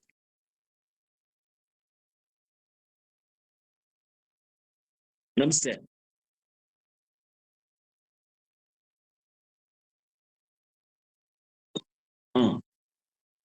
ಹೌದು, ಅಲ್ಲ ಅದು ಜೀವನದಲ್ಲಿ ಇರೋದ್ರಿಂದ, ಬದುಕಿನಲ್ಲಿ ಇರೋದ್ರಿಂದ ಆ ತರದ್ದೆಲ್ಲ ಬರ್ತದೆ. ಅದರ ಆಚೆಗೂ ಸತ್ಯ ಇದೆ ಅಂತ ಅನ್ನೋದು, ಅದರ ಆಚೆಗೂ ಸತ್ಯ ಇದೆ, ನಮ್ಮ ತಪ್ಪುಗಳನ್ನ ನಾವು ತಿದ್ದುಕೊಳ್ಬೇಕು ಅಂತಕ್ಕಂಥ ಮಾತು ಕೂಡ ಇರ್ತದೆ. ಯಾಕೆಂದ್ರೆ ಅಂದ್ರೆ ಅದ್ರ ಆಚೆಗೂ ಮಾನವೀಯವಾಗಿರೋಣ ಅಂತ. ಜಾತಿ ಪದ್ಧತಿ ಇದೆಲ್ಲ ಕೂಡ ನಮ್ಮ ಸಮಾಜದಲ್ಲಿ ಇರೋದು, ಅಸ್ಪೃಶ್ಯತೆ ಇರೋದು, ಹೆಣ್ಣು ಗಂಡು ಅನ್ನೋ ಭೇದ ಇರೋದು, ಸಹಗಮನ ಪದ್ಧತಿ ಇದ್ದದ್ದು, ಇದೆಲ್ಲ ಕೂಡ ಇರ್ತದೆ. ಅದು ಹೆಣ್ಣು ಅದನ್ನ ದಾಖಲಿಸುವಾಗ, ತ್ರಿಪದಿಗಳಲ್ಲಿ ದಾಖಲಿಸುವಾಗ, ಮತ್ತೆ ಆ ತರದ ಒಂದು ಎಷ್ಟೇ ನೋವುಗಳಿದ್ರು ಕೂಡ ನಾವು ಇನ್ನೊಬ್ರು ಸಣ್ಣತನ ತೋರಿಸ್ತಾರೆ, ಇನ್ನೊಬ್ರು ಕ್ರೂರಿಗಳಾಗಿದ್ದಾರೆ, ಹಿಂಸೆ ಮಾಡ್ತಾ ಇದ್ದಾರೆ ಅಂತ ಅಂದ್ರೆ ನಾನು ಆ ತರ ಆಗ್ಬೇಕಾಗಿಲ್ಲ, ನಾನ್ ತಾಳ್ಮೆಯಿಂದಲೇ ಇರ್ಬೇಕು. ಮತ್ತು ಅದು ಆ ತರದ ಒಂದು ಚಿಂತನೆ ಒಂದು ಸಮಾಜವನ್ನು ಒಗ್ಗೂಡಿಸ್ತದೆ ಅನ್ನೋದು ಬಹಳ ಸೂಕ್ಷ್ಮಮತಿ ಮಹಿಳಾ ಲೋಕದ ಅಭಿವ್ಯಕ್ತಿನಲ್ಲಿ ಉದ್ದಕ್ಕೂ ಕೂಡ ನಾವು ಕಾಣ್ತೇವೆ. Sir thank you sir. ಇನ್ನೊಬ್ರು ವೆಂಕಟೇಶ ಕೆಬಿ ಅನ್ನೋರು ಒಂದು ಪ್ರಶ್ನೆ ಕೇಳಿದ್ದಾರೆ ಸರ್. ಈಗಲೂ ಹೆಣ್ಣಿಗೆ ಆಗುತ್ತಿರುವ ಅನ್ಯಾಯದ ಸಂದರ್ಭದಲ್ಲಿ ರಾಜಕೀಯ ನಿಲುವುಗಳು ಅಷ್ಟು ಗಟ್ಟಿಯಾದ ರೀತಿಯಲ್ಲಿ ಇಲ್ಲ, ಇದರ ಬಗ್ಗೆ ನಾವು ಹೇಗೆ ಪ್ರತಿಕ್ರಿಯೆ ಕೊಡಬೇಕು ಸರ್ ಅಂತ ಕೇಳಿದ್ದಾರೆ ಸರ್ ವೆಂಕಟೇಶ್. ಅಂದ್ರೆ ಈಗ ನೋಡಿ, ಸೂಕ್ಷ್ಮಮತಿಗಳು, ತುಂಬಾ ಸೂಕ್ಷ್ಮಮತಿಗಳು, ಈಗ ನಮ್ಮ ಡಾಕ್ಟರ್ ರಾಮನ್ ಅವ್ರ ಲೋಯ್ಯ ಇರ್ಬೋದು, ಡಾಕ್ಟರ್ ಅಂಬೇಡ್ಕರ್ ಅವ್ರು ಇರ್ಬೋದು, ಸಂವಿಧಾನದ ರಚನೆಯಲ್ಲಿ ಎಷ್ಟು ಇದೆ ಅದು. ಅದರಲ್ಲೂ ಅಂಬೇಡ್ಕರ್ ಅವರು ನಮ್ಮ ಮಹಿಳೆಯರಿಗೆ, ಈಗ ಜಗತ್ತಿನ ಅರ್ಧ ಜನಸಂಖ್ಯೆ ಎಲ್ಲಾ ಇದರಲ್ಲೂ ಇರೋದು, ಜಗತ್ತಿನ ಈಗ ಅಸ್ಪೃಶ್ಯತೆ ಅನ್ನೋದಕ್ಕಿಂತ ಹೆಚ್ಚಾಗಿ ಲಿಂಗಭೇದ ನೀತಿಯ ತೊಂದರೆ ಇದೆಯಲ್ಲ ಜಗತ್ತಿನ. ನೋಡಿ, ಅಮೆರಿಕಾದಲ್ಲಿ ಇವತ್ತು ಕೂಡ ಒಬ್ಬ ಮಹಿಳೆ ಅಧ್ಯಕ್ಷೆ ಆಗೋಕ್ಕಾಗಿಲ್ಲ. ನಮ್ಮಲ್ಲಿ ಒಂದು ಆ ತರದ ಇದನ್ನ ಇವತ್ತು ಒಂದು ರಾಷ್ಟ್ರಾಧ್ಯಕ್ಷರು ಒಬ್ಬ ಗುಡ್ಡಗಾಡಿನ ಮಹಿಳೆನೇ ಇದ್ದಾರೆ. ಆದ್ರೂ ತೊಂದರೆಗಳಿದೆ ಏನು ಅಂತಂದ್ರೆ ಅವರನ್ನು ಕೂಡ ಎಷ್ಟೋ ದೇವಾಲಯಗಳಿಗೆ ಸೇರಿಸ್ತಾ ಇಲ್ಲ. ಇದು ಕೂಡ ಇವತ್ತಿನ ಈ ಒಂದು ಇಷ್ಟೆಲ್ಲ ಪ್ರಜಾಪ್ರಭುತ್ವದ ಅವಧಿನಲ್ಲೂ ನಮ್ಗೆ ದುಃಖದ ಸಂಗತಿಗಳಿವೆ. ಅವ್ರನ್ನ ಎಷ್ಟೋ ಇದಕ್ಕೆ ಕರೆಯೋದಿಲ್ಲ. ಯಾಕೆಂತಂದ್ರೆ ಬಹಳ ಒಂದು ಗುಡ್ಡಗಾಡಿನ ಮಹಿಳೆ. ನಮ್ಮ ಇಂದಿರಾ ಗಾಂಧಿ ಅವರು ಪ್ರಧಾನಿಯಾಗಿದ್ದಾಗಲೂ ಕೂಡ ಎಷ್ಟೋ ದೇವಾಲಯಗಳಿಗೆ ಸೇರಿಸ್ಲಿಲ್ಲ. ಭುವನೇಶ್ವರದ ಲಿಂಗರಾಜ ದೇವಸ್ಥಾನದಲ್ಲಿ ನನಗೆ ಹೇಳಿದ್ರು, ರಾಜೀವ್ ಗಾಂಧಿ ಅವರು ಹಿಂದೂ ಅಲ್ಲ, ಅವ್ರು ಪ್ರಧಾನಮಂತ್ರಿ ಆಗಿದ್ರು. ಆಗ ನನ್ಗೆ ಒಬ್ಬ ಅಲ್ಲಿ ಹೇಳಿದ್ರಲ್ಲಿ ಪುರೋಹಿತರು, ಇಲ್ಲ ನಾವು ರಾಜೀವ್ ಗಾಂಧಿನೂ ಸೇರ್ಸಲ್ಲ, ನನ್ನ ಜೊತೆಗೆ ಒಂದು ಅಮೆರಿಕದ ಒಬ್ಬ ಮಹಿಳೆ, ಅವಳು ನಮ್ಮ ಉಡುಪಿಯ ಒಬ್ಬ ಪ್ರಾಧ್ಯಾಪಕರನ್ನು ಮದುವೆ ಆಗಿದ್ರು. ಅವರು ಹಿಂದೂ ಧರ್ಮದಲ್ಲಿ ನಂಬಿಕೆ ಇತ್ತು, ಸೀರೆ ಉಟ್ಕೊಂಡು ಕುಂಕುಮ ಹಾಕೊಂಡು ನನ್ನ ಜೊತೆಗೆ ಬಂದ್ರು. ಅವ್ರನ್ನ ತಡೆದ್ರು. ಯಾಕೆ ತಡೀತೀರಿ ಅಂದ್ರೆ, ಇಲ್ಲ ಇಲ್ಲ ಅವರು ಹಿಂದೂ ಅಲ್ಲ ಅಂತ. ನೀವು ಬಣ್ಣ ನೋಡಿ ತರಿತೀರಿ. ನಾವು ಹಿಂದೂ ಧರ್ಮದಲ್ಲಿರುವ ಅಸ್ಪೃಶ್ಯತೆ, ಜಾತಿ ಪದ್ಧತಿ, ಅಸಮಾನತೆಗಳ ವಿರುದ್ಧ ನನಗೆ ಅಸಹನೆ ಇದೆ, ನನ್ನನ್ನು ಒಳಗಡೆ ಬಿಡ್ತೀರಿ, ಅವ್ರನ್ನ ಬಿಡ್ತಿಲ್ಲ ಅಂತ ಕೇಳಿದ್ದೆ. ಆವಾಗ ಅವ್ರು ಹೇಳಿದ್ರು, ರಾಜೀವ್ ಗಾಂಧಿ ಕೂಡ ಬಿಟ್ಟಿಲ್ಲ, ಇಂದಿರಾ ಗಾಂಧಿ ಕೂಡ ಬಿಟ್ಟಿಲ್ಲ ಅಂತ. ಯಾಕೆಂದ್ರೆ ಅವ್ರು ಹಿಂದೂಗಳಲ್ಲ ಅಂತ. ಅವರು ಇಂದಿರಾ ಗಾಂಧಿಯ ಜೀವನ ಸಂಗಾತಿ ಪಾರ್ಸಿ ಆಗಿರ್ತಾರೆ. ಹಾಗಾಗಿ ರಾಜೀವ್ ಗಾಂಧಿಯ ತಂದೆ ಕೂಡ ಪಾರ್ಸಿ. ಈ ರೀತಿಯ ಅಸಮಾನತೆಗಳು ಉದ್ದಕ್ಕೂ ನಾವು ಕಾಣ್ತೀವಿ. ಇವತ್ತು ಕೂಡ ಮುರ್ಮು ಅವರನ್ನ ಎಷ್ಟೋ ಒಂದು ಸಂಪ್ರದಾಯವಾದಿ ದೇವಸ್ಥಾನಗಳಿಗೆ ಅದೆಲ್ಲ ಸೇರಿಸ್ತಾ ಇಲ್ಲ. ಅದು ಅದು ತಪ್ಪಾಗ್ತದೆ. ಬಟ್ ಕ್ರಮೇಣ ಈ ತಪ್ಪುಗಳು ತಿದ್ದ. ಸಂವಿಧಾನ ಅದನ್ನ ಒಪ್ಪೋದಿಲ್ಲ. ಅಷ್ಟು ಸೂಕ್ಷ್ಮ ಸಂವಿಧಾನ ಕೊಟ್ಟಿದೆ. ಇನ್ನಷ್ಟು ಸೂಕ್ಷ್ಮವಾದ ಸಂವಿಧಾನವನ್ನ ಮಹಿಳಾ ಪರ ಚಿಂತನೆಗೆ ನಾವು ಕೊಡ್ಬೇಕು ಅಂತ ಅಂಬೇಡ್ಕರ್ ಅವರು ಆಶಿಸ್ತಿದ್ರು. ಯಾಕೆಂದ್ರೆ ಅವರು ಬಹಳ ಆಳವಾಗಿ ಅಧ್ಯಯನ ಮಾಡೋದ್ರಿಂದ. ನಾನು ಲೋಹಿಯಾ ಅವರನ್ನ ಲೋಹಿಯಾ ಅವರು ಕೂಡ ಅಷ್ಟೇನೆ. ಅದು ಪಾರ್ಲಿಮೆಂಟ್ ಅಲ್ಲಿ ಎಷ್ಟೆಲ್ಲಾ ಬಗೆಗಳಲ್ಲಿ ಮಹಿಳಾ ಪರ ಚಿಂತನೆ, ಅಕ್ಕಮಹಾದೇವಿ ಬಗ್ಗೆ ಮಾತಾಡಿದ್ದಾರೆ. ನಮ್ಮಲ್ಲಿ ನೋಡಿ, ಅಕ್ಕಮಹಾದೇವಿಯ ಚಿಂತನೆ, ವೇದ ಶಾಸ್ತ್ರ ಪುರಾಣ ಆಗಮಗಳೆಲ್ಲ ಕೊಟ್ಟಣವ ಕುಟ್ಟುತ್ತ ನುಚ್ಚು ತೌಡು ಕಾಣಿಬೋ ಬರಿದೇ ಇವ ಕುಟ್ಟಲೇಕೆ ಅತ್ತಲಿತ್ತ ಹರಿವ ಮನದ ಶಿರವ ನಡೆದರೆ ಬಟ್ಟ ಬಯಲು ಚೆನ್ನಮಲ್ಲಿಕಾರ್ಜುನ. ಇದನ್ನ ಪಾರ್ಲಿಮೆಂಟ್ ನಲ್ಲಿ ಹೇಳಿದ್ರು ನೆಹರು ಅವರ ಎದುರಿಗೆ ನಮ್ಮ ಲೋಹಿಯಾ ಅವರು. ಹೇಳಿ ನೋಡಿ, ಈ ತರದ ವಿಶ್ವದಲ್ಲೇ ಅಷ್ಟು ಸಂವೇದನಾಶೀಲವಾದ ಮಹಿಳೆ ಇನ್ನೂ ಅಷ್ಟು ದಿಟ್ಟತನ ನೋಡಿ. ಆಕೆಯ ಪ್ರೇಮ ಗೀತೆಗಳು, ಅನುಭವ ಗೀತೆಗಳು, ದಿಟ್ಟತನ, ಅದೆಲ್ಲ ಕೂಡ ಆಶ್ಚರ್ಯಕರವಾದ ಒಂದು ಪಾತ್ರ ಅಂತ. ಅವ್ರು ಕರ್ನಾಟಕಕ್ಕೆ ಬರ್ತಾ ಇದ್ದದ್ರಿಂದ ಅದನ್ನು ತಿಳ್ಕೊಂಡಿರ್ತಾರೆ. ನಮ್ಮ ನಿಜಲಿಂಗಪ್ಪನವರಿಗೆ ಅಂಬೇಡ್ಕರ್ ಅವರೇ ಹೇಳ್ತಾರೆ ನೋಡಿ, ಆ ಬಸವಣ್ಣನವರ ಚಿಂತನೆ ಎಷ್ಟು ಆರೋಗ್ಯಕರವಾಗಿತ್ತು. ಎನ್ನಯ್ಯ ಮಾದಾರ ಚೆನ್ನಯ್ಯ, ಮಾದರ ಚೆನ್ನಯ್ಯನ ಮನೆಯ ಮಗ ನಾನು ಅಂತ ಅವ್ರು ಹೇಳ್ತಿರ್ತಾರೆ. ನೀವು ಅದನ್ನ ಒಂದು ಜಾತಿಗೆ, ಒಂದು ಭಾಷೆನಲ್ಲೇನೆ ನೀವು ಕೂಡಿಟ್ಬಿಟ್ರಲ್ಲ ಅಂತ ಅಂಬೇಡ್ಕರ್ ಅವರು ಸಿಟ್ಟಿನಿಂದ ನಮ್ಮ ನಿಜಲಿಂಗಪ್ಪನವ್ರಿಗೆ ಹೇಳಿರ್ತಾರೆ. ನಿಜಲಿಂಗಪ್ಪ ಅವರ ಆತ್ಮಕಥೆಯಲ್ಲಿ ದಾಖಲು ಮಾಡಿದ್ದಾರೆ. ಹಾಗಾಗಿ ಇವತ್ತಿಗೂ ಕೂಡ ಸಂವಿಧಾನಕ್ಕೆ ಒಂದು ಅಪಚಾರ ಮಾಡ್ತಕ್ಕಂಥ ಸಂಗತಿಗಳು ಇವೆ. ಆದ್ರೆ ಅವನ್ನೆಲ್ಲ ನಾವು ತಿದ್ಕೊಳ್ಬೇಕು. ತಿದ್ಕೊಳ್ಳೋದು ಯಾವಾಗ, ಚಿಂತನೆ ಮತ್ತು ಮರುಚಿಂತನೆ ಮೂಲಕ, ಈ ತರದ ಚರ್ಚೆಗಳ ಮೂಲಕ ಒಳ್ಳೇದಾಗ್ತದೆ. ನಾವು ಅಷ್ಟು ಒಂದು ಉದಾರವಾದ ತೆರೆದ ಮನಸ್ಸಿನ ಒಂದು ವಾತಾವರಣ ನಮಗೆ ಬೇಕು ಅನ್ನೋದೇ ನನ್ನ ಆಶಯ.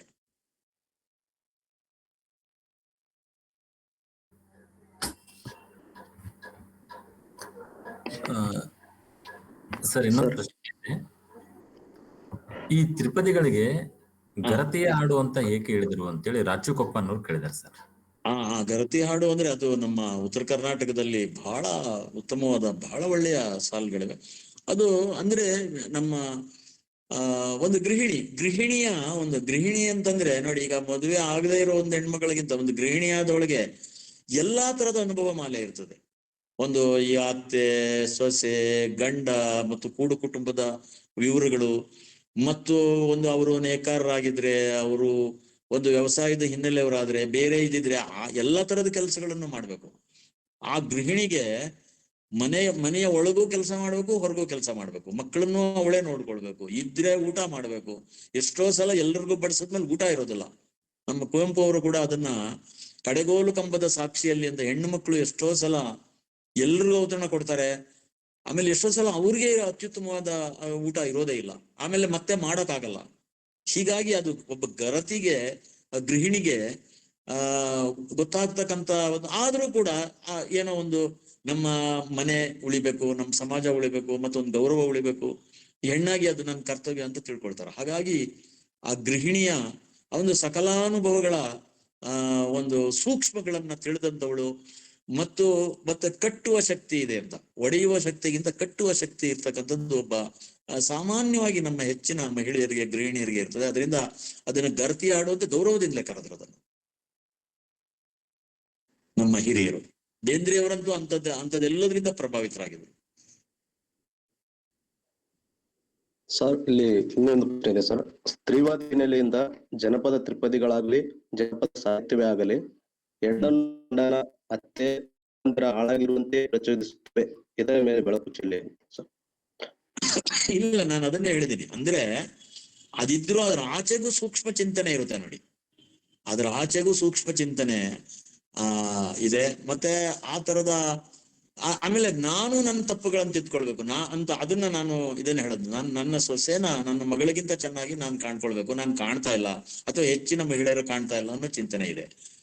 ಹಾಗೇನೆ ಒಂದು ಸಮಾಜವನ್ನು, ಅತ್ಯುತ್ತಮ ಸಮಾಜವನ್ನ ಕಟ್ಟೋದು ಹೇಗೆ ನಾನು ಹೇಳಿದ ಇದರಲ್ಲೆಲ್ಲಾನು ಕೂಡ, ಅಂದ್ರೆ ಎಷ್ಟೇ ತೊಂದರೆ ನಮ್ಮ ಮಹಿಳೆ ಕೊಟ್ರು ಕೂಡ ಮಂಗಳಕರ ಚಿಂತನೆಯನ್ನ, ಪಾಸಿಟಿವ್ ಥಿಂಕಿಂಗ್ ಅಂತೀವಲ್ಲ, ಅದನ್ನ ಇಟ್ಕೊಂಡಂತ ಸೂಕ್ಷ್ಮಮತಿಗಳು ಇಲ್ಲಿಯ ಎಲ್ಲಾ ಪದ್ಯಗಳಲ್ಲಿ ಇದ್ದಾರೆ ಅಂತ ನಾನು ಗಮನಿಸ್ತೀನಿ. ಅದು ನಮ್ಮ ಎಲ್ಲ ದೊಡ್ಡ ಕವಿಗಳಲ್ಲೂ, ಅದು ಜಾನಪದದಿಂದಲೂ ಸ್ಫೂರ್ತಿ ಪಡೆದವರೆ. ಮಾರ್ಗ ದೇಸಿ ಎಲ್ಲದಿ ದೇಸಿಯೊಳ್ ಪುಗುವುದು ಅಂತಾನೆ ಹೇಳ್ತಿರ್ತಾರೆ. ಹಾಗೆ ದೇಸಿ ಅಂದ್ರೆ ಈ ತರದ ಒಂದು ಚಿಂತನೆಯಿಂದ ಅತ್ಯುತ್ತಮವಾದದ್ದನ್ನು ನಾವು ತಗೋಬೇಕು ಅಂತ ದೊಡ್ಡ ಕವಿಗಳೆಲ್ಲರೂ ಕೂಡ ಆ ಚಿಂತನೆಯಲ್ಲೇ ಇರ್ತಾರೆ. ಅದನ್ನ ನಮ್ಮ ಪಂಪ, ಕುಮಾರವ್ಯಾಸ, ಲಕ್ಷ್ಮೀಶ, ಬೇರೆ ಬೇರೆ ಕವಿಗಳು ಕೂಡ ಈ ತರದ ಒಂದು ಅನಕ್ಷರಸ್ಥ ಒಂದು ಜನಸಂಕುಲದಿಂದ ಕೂಡ ಅತ್ಯುತ್ತಮ ಅಂಶಗಳಿದೆ, ನಾವು ಕಲಿಯೋದಿದೆ ಅನ್ನೋದನ್ನ ತಗೊಂಡಿರೋದನ್ನ ನಾವು ಗಮನಿಸ್ಬೋದು. ಬೇರೆ ಬೇರೆ ಬಹಳ ಮುಖ್ಯ, ಅತಿ ಮುಖ್ಯವಾದ ಅವರ ಕಾವ್ಯ ಭಾಗಗಳಲ್ಲಿ. ಸರ್, ರಾಮರೆಡ್ಡಿ ಅನ್ನೋರು ಪ್ರಶ್ನೆ ಇದ್ದಾರೆ ಸರ್. ವಿವರಣಾತ್ಮಕ ಐತಿಹಾಸಿಕ ಪೌರಾಣಿಕ ಭಾಷೆ ವಿಜ್ಞಾನಕ್ಕೆ ಜನಪದ ಸಾಹಿತ್ಯ ಸಾಮಗ್ರಿಯನ್ನು ಒದಗಿಸಬಲ್ಲದೆ ಅಂತ. ಖಂಡಿತ. ಏಕೆಂತಂದ್ರೆ ಇಲ್ಲಿಯ ವಿವರಗಳೆಲ್ಲವನ್ನೂ ಕೂಡ ಒಂದು ಭಾಷೆ ದೃಷ್ಟಿಯಿಂದ, ಒಂದು ಸೂಕ್ಷ್ಮವಾದ ಆಲೋಚನೆ ದೃಷ್ಟಿಯಿಂದ, ಮತ್ತು ತನಗೆ ಗೊತ್ತಿಲ್ಲದೆ ಇರೋದನ್ನ ತಿಳ್ಕೊಳ್ಬೇಕು ಅನ್ನೋ ಆಸಕ್ತಿ ಮತ್ತು ಕುತೂಹಲ ನಿತ್ಯ ನಿರಂತರವಾಗಿರೋದನ್ನ ನಾವು ಕಾಣ್ತೇವೆ. ಎಲ್ಲಾ ವಿವರಗಳಲ್ಲಿ ಅದು ಬರೋದನ್ನ, ಒಂದು ಮುಗ್ಧತೆ ಇದೆ ಮತ್ತು ತೆರೆದ ಮನಸ್ಸಿದೆ. ಅದು ನಾನು ಜನಪದ ಕಾವ್ಯದಲ್ಲಿ, ನಾನು ಬಹಳ ಚಿಕ್ಕ ವಯಸ್ಸಿಂದ, ನಾನು ಹಳ್ಳಿಗಾಡಿನಿಂದ ಬಂದವನಾದ್ರಿಂದ ಇದನ್ನೆಲ್ಲ ನಾನು ನೋಡಿದ್ದೇನೆ. ಮತ್ತೆ ಒಂದು ಆ ತರದ ತೆರೆದ ಮನಸ್ಸಿದೆ. ತೆರೆದ ಮನಸ್ಸಿರೋದ್ರಿಂದ ವಾಸ್ತವವಾಗಿ ನಮ್ಮ ಈ ಒಂದು ಸಂಸಾರ, ಸಮಾಜ ಇವೆಲ್ಲ ಇನ್ನಷ್ಟು ಭೀಕರ ಆಗದಾಗೆ, ಒಡೆಯದ ಹಾಗೆ ಮತ್ತು ಸಾಧ್ಯವಾದಷ್ಟು ಕೂಡಿಸೋ ಕೆಲಸನ ಈ ತರದ ನಮ್ಮ ಸೂಕ್ಷ್ಮಮತಿ ಮಹಿಳಾ ಲೋಕನೆ ಮಾಡಿದೆ ಅಂತ ನಾನು ಅನ್ಕೊಳ್ತೀನಿ. ಮತ್ತೆ ಆ ಚಿಂತನೆ ಕಥೆಗಳಲ್ಲೂ ಇದೆ, ಕಾವ್ಯದಲ್ಲೂ ಇದೆ, ಬೇರೆ ಬೇರೆ ತ್ರಿಪದಿಗಳಲ್ಲೂ ಇರೋದನ್ನ ನಾವು ಕಾಣ್ತೇವೆ. ರಾಜೇಂದ್ರ ಕುಮಾರ್ ಮುದ್ದಾಳ ಅನ್ನೋರು ಸರ್, ತ್ರಿಪದಿಗಳಲ್ಲಿ ಬಣ್ಣ ಸ್ವರೂಪ ಏಕಮುಖಿಯಾಗಿದೆಯೋ ಅಥವಾ ಬಹುಮುಖಿಯಾಗಿದೆಯೋ ಅಂತ. ಇಲ್ಲ, ಅಂದ್ರೆ ಮತ್ತು ಸೂಕ್ಷ್ಮವಾದದ್ದು ಇದೆ, ಬಹುಮುಖಿಯಾದದ್ದು ಇದೆ. ಆಮೇಲೆ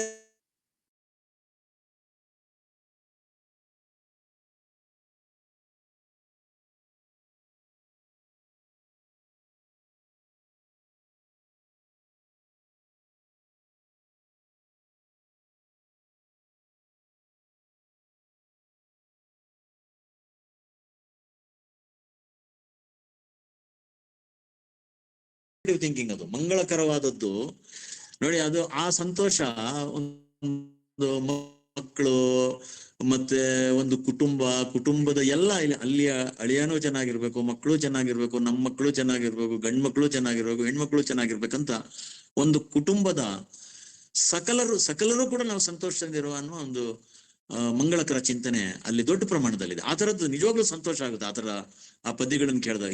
ಇದು ಬಹಳ ಬುದ್ಧಿಜೀವಿಗಳು ಅನ್ಸ್ಕೊಂಡಂತ ಶಿಷ್ಟಕವಿಗಳಲ್ಲಿ ಇಷ್ಟು ದೊಡ್ಡ ಪ್ರಮಾಣದಲ್ಲಿ ಇರೋದಿಲ್ಲ. ನೋಡಿ ಎಷ್ಟಂದ್ರೆ, ನೋಡಿ ಹೆಣ್ಮಕ್ಳು ಎಷ್ಟು ಇದು ಅಂದ್ರೆ, ನೋಡಿ ಅಧಿಪತಿಯ ಧರ್ಮ ಅಂತ ಒಂದು ಇದನ್ನ ಬರ್ದಿದ್ದಾಳೆ ನಮ್ಮ ಸಂಚೀವನಮ್ಮ. ಅವಳು ದಾಸಿ ಆಗಿದ್ದವಳು ಅರಮನೆಯಲ್ಲಿ. ಅವಳು ಬರೆಯೋದು ಏನು ಗಂಡನ ಪಾದ ಪೂಜೆ ಮಾಡ್ಬೇಕು, ಅತ್ತೆ ಮಾವರ ಈಗ ಊಟ ಮಾಡಿದ್ಮೇಲೆ ಊಟ ಮಾಡ್ಬೇಕು ಇದು ಅಂತ ಬರೆದ್ರೂ ಕೂಡ ಅವಳು ಹೆಣ್ಣಾದ್ರಿಂದ ನೋವಿನ ಗಳಿಗೆಯಲ್ಲಿ ಯಾವುದೋ ಒಂದು ಗಳಿಗೆನೆಲ್ಲ ಅವಳು ಅನ್ನಿಸ್ತಾಳೆ. ನೋಡಿ, ಪೆಣ್ಣೆಂದೇಕೆ ಬೀಳುಗಳೆವರು ಈ ಕಣ್ಣು ಕಾಣದ ಗಾವಿಲರು ಅಂತ. ನೋಡಿ, ಅವು ಎಷ್ಟೇ ಒಂದು ಮೌಢ್ಯ ಇದ್ರು, ವಿವೇಕ ದೊಡ್ಡ ಪ್ರಮಾಣದಲ್ಲಿ ಇಲ್ಲದೆ ಇದ್ರು, ಯಾವಾಗ್ಲೋ ಒಂದ್ಸಲ ಹೊಳಿತದೆ. ಯಾಕೆಂದ್ರೆ ಅವ್ರ ನೋವಿನ ನಡುವೆ ಅವರು ಬದುಕಿರೋದ್ರಿಂದ. ಪೆಣ್ಣೆಂದೇಕೆ ಬೀಳುಗಳೆವರು ಈ ಕಣ್ಣು ಕಾಣದ ಗಾವಿಲರು ಅಂತ ಪುರುಷ ಲೋಕಕ್ಕೇನೆ ಎಷ್ಟು ಆಕೆ ಏನ್ ಬಹಳ ಮೇಧಾವಿ ಅಲ್ಲ. ವಾಸ್ತವವಾಗಿ ಪುರುಷ ಲೋಕದ ಒಂದು ಅವಿವೇಕ ಎಲ್ಲಾನು ಕೂಡ ಒಪ್ಕೊಂಡು ಅದರ ಮೇಲೆ ಕಾವ್ಯ ಬರೆಯಕ್ಕೆ ಹೊರಟೋಳು. ಹಾಗೆ ಈ ಕಾವ್ಯದಲ್ಲಿ ಅಪರೂಪಕ್ಕೆ ಈ ಒಳ ಸೂಕ್ಷ್ಮಗಳು ಮತ್ತು ಧೈರ್ಯವಾದ ಮತ್ತೆ ಜೀವನದ ಹಲವಾರು ಸೂಕ್ಷ್ಮಗಳನ್ನ ನಾವು ಹೆಮ್ಮೆ ಪಟ್ಕೊಳ್ತಕ್ಕಂಥ ಅತ್ಯುತ್ತಮವಾದ ಆ ಸೂಕ್ಷ್ಮಗಳನ್ನ ಹೇಳುವಂಥದನ್ನ ನಾವು ಈಗ ಕಾಣ್ತೇವೆ. ನಾವು ದೊಡ್ಡ ಪ್ರಮಾಣದಲ್ಲಿ ಇಲ್ಲದೆ ಇದ್ರು ಕೂಡ ನೋಡಿ, ಉದಾಹರಣೆಗೆ ಆ ತರದ ಇದು ಒಂದು ಹೆಣ್ಣು ಅಂದ್ಮೇಲೆ, ಯಾಕೆಂದ್ರೆ ಅವಳು ನೋವನ್ನು ಅನುಭವಿಸಿರ್ತಾಳೆ, ಸಕಲ ಒಂದು ಅಪಮಾನಗಳನ್ನು ಅನುಭವಿಸಿರ್ತಾಳೆ. ಅದರಿಂದ ಅದು ನನಗೆ ಬಹಳ ಇಷ್ಟ ಆಗುತ್ತೆ. ಕಣ್ಣು ಕಾಣದ ಗಾವಿದರು, ಇವರಿಗೆ ಒಂದು ಲೋಕ ನೋಡುವ ಒಂದು ದೃಷ್ಟಿನೇ ಇಲ್ಲಲ್ಲ ಈ ಪುರುಷ ಲೋಕಕ್ಕೆ ಅಂತ ಅವಳು ಹೇಳ್ತಾಳೆ. ಹಾಗಾಗಿ ಮತ್ತೆ ಹೆಣ್ಣು ಮತ್ತೆ ಅದು ಕೀಳು, ಹೆಣ್ಣು ಕೆಲ್ಸಕ್ಕೆ ಬರೋದು ಅಂತಕ್ಕಂಥ ತಿರಸ್ಕಾರದ ಭಾವನೆ ಅದು ಇರಬಾರದು, ಅದು ವಿವೇಕಿಗಳು ಹೇಳೋ ಮಾತಲ್ಲ ಅಂತ ಅವಳು ಒಂದು ದಾಸಿ ಪಾಪ ಒಂದು ತನ್ನ ಸಿಟ್ಟಿನ ಅವಧಿನಲ್ಲಿ ಸೂಕ್ಷ್ಮಮತಿಯಾಗಿ ಹೇಳುವಂತ ಒಂದು ಮಾತು. ಈ ತರದ ಅಪರೂಪದ ವಿವರಗಳು ಇರುವಾಗ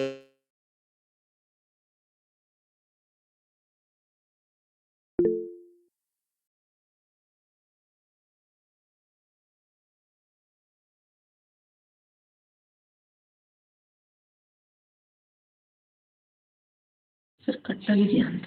ಇಲ್ಲ, ನನಗೆ ಗೊತ್ತಿಲ್ಲ ನೋಡಿ. ಅದೇ ನನಗೆ ಮೇಡಮ್ ಮತ್ತೆ ಕಟ್ಟಾಗಿದೆ ರೀ.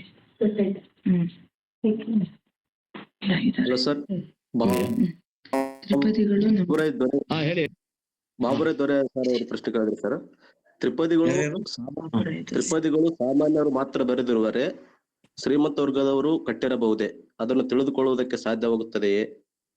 ಅಲ್ಲ, ಖಂಡಿತವಾಗಿ ಇದು ಅನಕ್ಷರಸ್ಥ ಲೋಕದ ರಚನೆಗಳಿವು. ಅದು ಆ ಒಂದು ಟ್ರೆಡಿಷನ್. ಯಾಕೆಂದ್ರೆ ಬೇರೆ ಅಕ್ಷರ ಲೋಕದ್ದಾದ್ರೆ ಅದು ಬೇರೆ ತರ ಬರೀತಾರೆ, ಬೇರೆದನ್ನು ಓದ್ಕೊಂಡಿರ್ತಾರೆ. ಇದು ಒಂದು ನಮ್ಮ ಸಾಂಪ್ರದಾಯಿಕವಾಗಿ ನಾವು ಬಾಲ್ಯದಿಂದ ಕೇಳ್ತಾನೇನೆ ಇದು ಮಾಡಿರೋದು. ಇದು ಅನಕ್ಷರಸ್ಥ ಲೋಕದ ಚಿಂತನೆನೆ. ಅಲ್ಲ ಸರ್, ಅಂದ್ರೆ ಶ್ರೀಮಂತ ವರ್ಗ ಅಥವಾ ಸಾಮಾನ್ಯ ವರ್ಗ ಸರ್? ಅಲ್ಲ, ಸಾಮಾನ್ಯ ವರ್ಗದವರೇನೆ.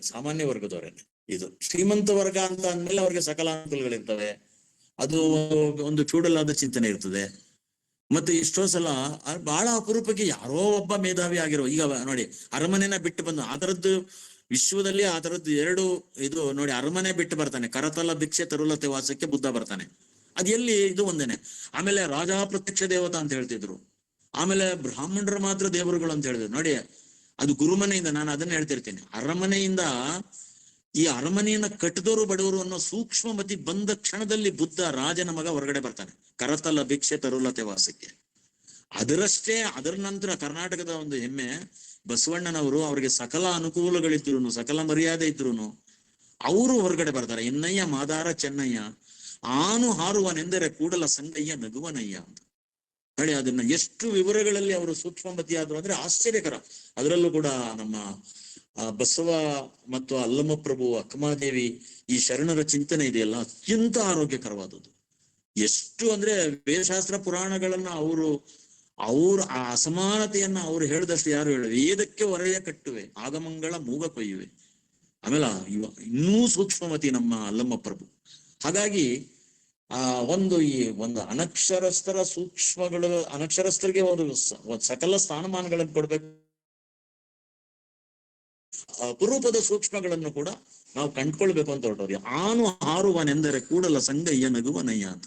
ನಾನು ಬ್ರಾಹ್ಮಣ, ನಾನ್ ಮೇಲು ಅಂತ ನನ್ನ ಒಳ ಇದರಲ್ಲಿ ಮನಸ್ಸಿನಲ್ಲಿ ಇದ್ರೂ ಕೂಡ ನಾನು ನಂಬುವ ದೇವರು ನನ್ನನ್ನ ನೀಚ ಅಂತ ಹೇಳ್ಬಿಡ್ತಾನೆ ಅನ್ನೋ ಒಂದು ಸೂಕ್ಷ್ಮಮತಿ ಆಗಿರ್ತಾರೆ. ಆಮೇಲೆ ಒಂದು ಪ್ರೇಮದಿಂದ ಇರಬೇಕು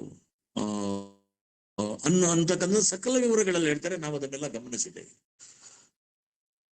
ಹಾಗೆ ತುಂಬಾ ಶ್ರೀಮಂತ ವರ್ಗದಿಂದ ಒಂದು ಅರಮನೆಯಿಂದ ಬಂದದ್ದು, ಗುರುಮನೆಯಿಂದ ಬಂದದ್ದು.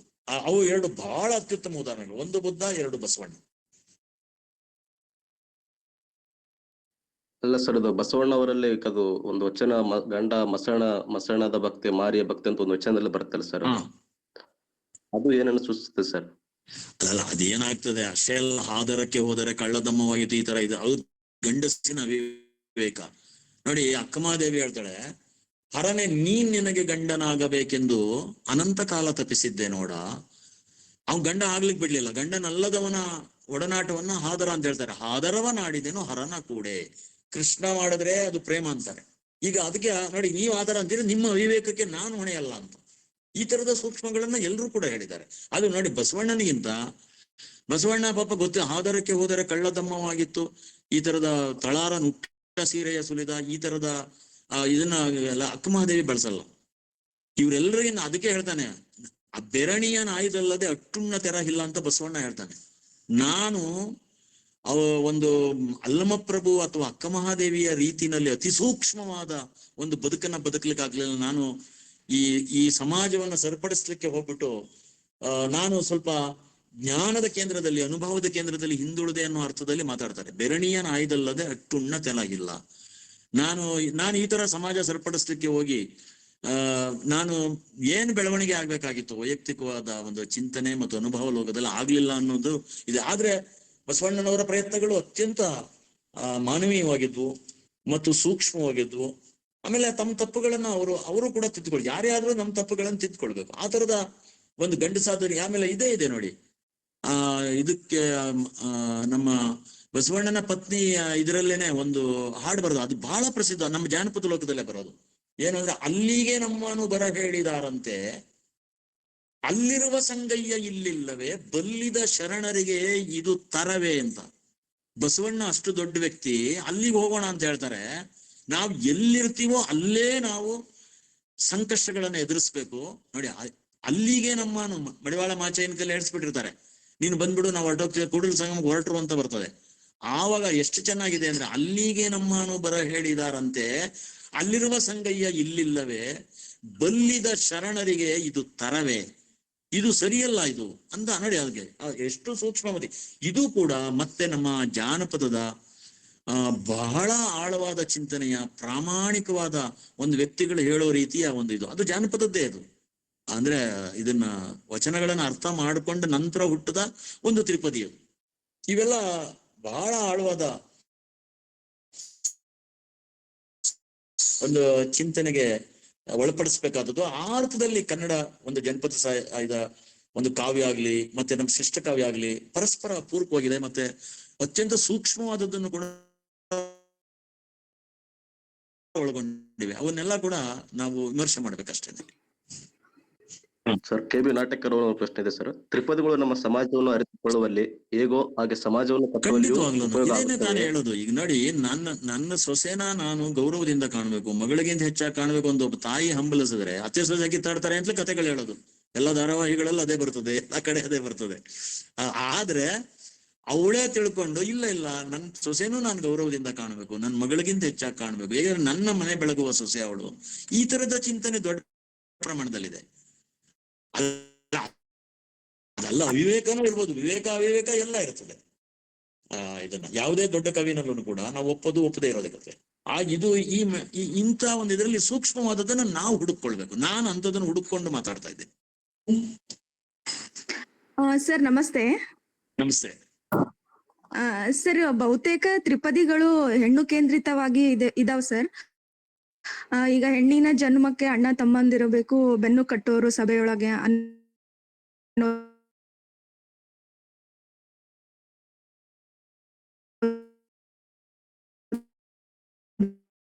ಒಂದು ಅಂತ ಅಂದ್ರೆ ಗಂಡು ಹೆಣ್ಣಿನ ಸಂಬಂಧವನ್ನ ಗಟ್ಟಿಗೊಳಿಸೋದು ಈ ತ್ರಿಪದಿ ಮೂಲಕ ಕಾಣ್ಬಹುದು. ಅದನ್ನ ಹೆಣ್ಣಿನ ಮೂಲಕನೇ ಇಲ್ಲಿ ಕಾಣ್ತೀವಿ ಸರ್. ಅದಕ್ಕೆ ಈ ತ್ರಿಪದಿಗಳು ಗಂಡ್ ಮಕ್ಳು ಬರ್ದ್ರೋ ಅಥವಾ ಹೆಣ್ಮಕ್ಳು ಬರ್ದ್ರೋ ಅಥವಾ ಗಂಡು ಕೇಂದ್ರಿತ ತ್ರಿಪದಿಗಳು ಇಲ್ವೋ, ಇದ್ರ ಬಗ್ಗೆ ಸ್ವಲ್ಪ ಗೊಂದಲ ಇದೆ ಸರ್.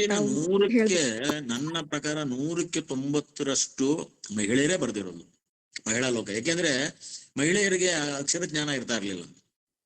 ಅಕ್ಷರ ಜ್ಞಾನ ಪಡೆದ ಸೂಕ್ಷ್ಮಮತಿಗಳು ಅವರು ತಿಳಿದನ್ನು ಬರೀತಾ ಇದ್ರು ಶಿಷ್ಟ ಸಾಹಿತ್ಯದಲ್ಲಿ. ಇದು 100ಕ್ಕೆ 90%. ಆಮೇಲೆ ಅಲ್ಲೂ ಇನ್ನೂ ಬೇರೆ ಬೇರೆ ಕಲಾವಿದ, ಅದು ತ್ರಿಪದಿಗಳನ್ನ ಬಹುಪಾಲು ಬರೆದವರು ಹೆಣ್ಮಕ್ಳೇನೆ ಅಂತ ನನ್ಗೆ ಅನ್ನಿಸ್ತದೆ, ನನ್ನ ಅನೇಕ ವರ್ಷಗಳ ಒಂದು ಒಡನಾಡ್ತಾ ಇದರಲ್ಲಿ. ಇವರು ಪುರುಷರು ಬೇರೆ ಬೇರೆ ಕಾವ್ಯಗಳನ್ನು ಬರೀತಾರೆ, ಲಾವಣಿಗಳನ್ನು ಬರೀತಾರೆ, ಇನ್ನೇನೇನೋ ಒಂದಷ್ಟು ಆ ತರದ್ದು ಅವರ ಅನುಭವ ಲೋಕ ದೊಡ್ಡದಿರ್ತದೆ. ಅದ್ರ ಹಿನ್ನೆಲೆಯಲ್ಲಿ ಹಾಡುಗಾರ ತ್ರಿಪದಿಗಳು, ಹೆಚ್ಚಿನ ತ್ರಿಪದಿಗಳು, ಅದಕ್ಕೆ ಗರತಿ ಹಾಡು ಅಂತ ನಮ್ಮ ಹಿರಿಯರು ಆ ಟೈಟಲ್ನ ಇಟ್ಟಿರೋದು. ಮಹಿಳೆಯರೇ ಹೆಚ್ಚು 90%. ಆಮೇಲೆ ಅದರ ಪ್ರಭಾವದಿಂದ ಪುರುಷರು ಕೂಡ ಬರೆದಿರ್ತಾರೆ. ಯಾಕೆಂದ್ರೆ ಅವರು ತಾಯಿಯ ಮಕ್ಕಳೇ ಆದ್ರಿಂದ ತಾಯಿಯಿಂದ ಕಲ್ತದ್ದಿರ್ತದೆ. ನಮ್ಮ ಸುತ್ತಮುತ್ತಲು ಅದರ ಆ ಒಂದು ಹಿನ್ನೆಲೆಯಲ್ಲಿ ಸ್ವಲ್ಪ ಬರೆದಿರೋದು ಅಲ್ಲಲ್ಲಿ ಇರ್ತದೆ. ಅಂಥದ್ದು ಏನು ಅಂತ ನಾವು ಗಮನಿಸ್ಬೋದು. Thank you sir. Hello sir, Rajakumar Muddala ಅನ್ನೋರ್ ಪ್ರಶ್ನೆ ಕೇಳಿದ್ರೆ, ಜನಪದರು ಸಂಪ್ರದಾಯ ಬದ್ಧರಾಗಿದ್ದು ವೈಚಾರಿಕತೆಯನ್ನ ಮೈಗೂಡಿಸಿಕೊಳ್ಳಲು ಸೋತಿರಬಹುದೇ? ಅಲ್ಲ, ಅದು ಏನಾಗ್ತದೆ ಅಂತಂದ್ರೆ, ಇದು ಎಂಥದ್ದು ಸೋತಿರೋದು ಇದೆ, ಒಂದು ಗೆಲ್ಲಬೇಕು ಅನ್ನೋದು ಇದೆ. ಅಪರೂಪಕ್ಕೆ ಈ ತರ ವೈಚಾರಿಕವಾದ ಚಿಂತನೆನೂ ಇರ್ತದೆ. ಅದು ಈ ನಮ್ಮ ಸಮಾಜದಲ್ಲಿ ಎಲ್ಲಾ ಕ್ಷೇತ್ರಗಳಲ್ಲಿ ಇರುವಾಗೆ ಇದನ್ನು ಸೂಕ್ಷ್ಮಮತಿಗಳಾದಂಥವ್ರ ಅಪರೂಪಕ್ಕೆ ಇದ್ರ ಬಗ್ಗೆ ಚರ್ಚೆ ಮಾಡಿರೋದನ್ನು ನಾವು ಕಾಣ್ತೇವೆ. ನಾವು ಈ ಸಾರಾಸಗಟಾಗಿ ಇದರಲ್ಲಿ ಅವಿವೇಕ ತುಂಬಿದೆ ಅಂತ ಹೇಳಲಿಕ್ಕಾಗಲ್ಲ.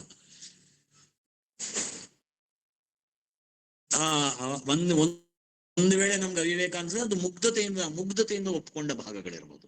ಮುಗ್ಧತೆಯಿಂದ ಅದು ಕೆಡಕ್ ಮಾಡ್ಬೇಕು ಅಂತಲ್ಲ, ಮುಗ್ಧತೆಯಿಂದ ಒಂದು ಒಪ್ಕೊಂಡಂತ ಒಂದು ವಾತಾವರಣ ಇರ್ತದೆ. ಆಮೇಲೆ ಅದು ಸಂವೇದನಾಶೀಲವಾದ ಒಂದು ಚಿಂತನೆ ಕೂಡ ಇರ್ತದೆ. ಅದೆಲ್ಲ ಒಟ್ಟೊಟ್ಟಿಗೆ ನಾವು ಎಲ್ಲ ತರದ ಎಲ್ಲ ಬಗೆಯ ಒಂದು ವೈಶಿಷ್ಟ್ಯಗಳನ್ನ ನಾವು ಕಾಣ್ತೇವೆ.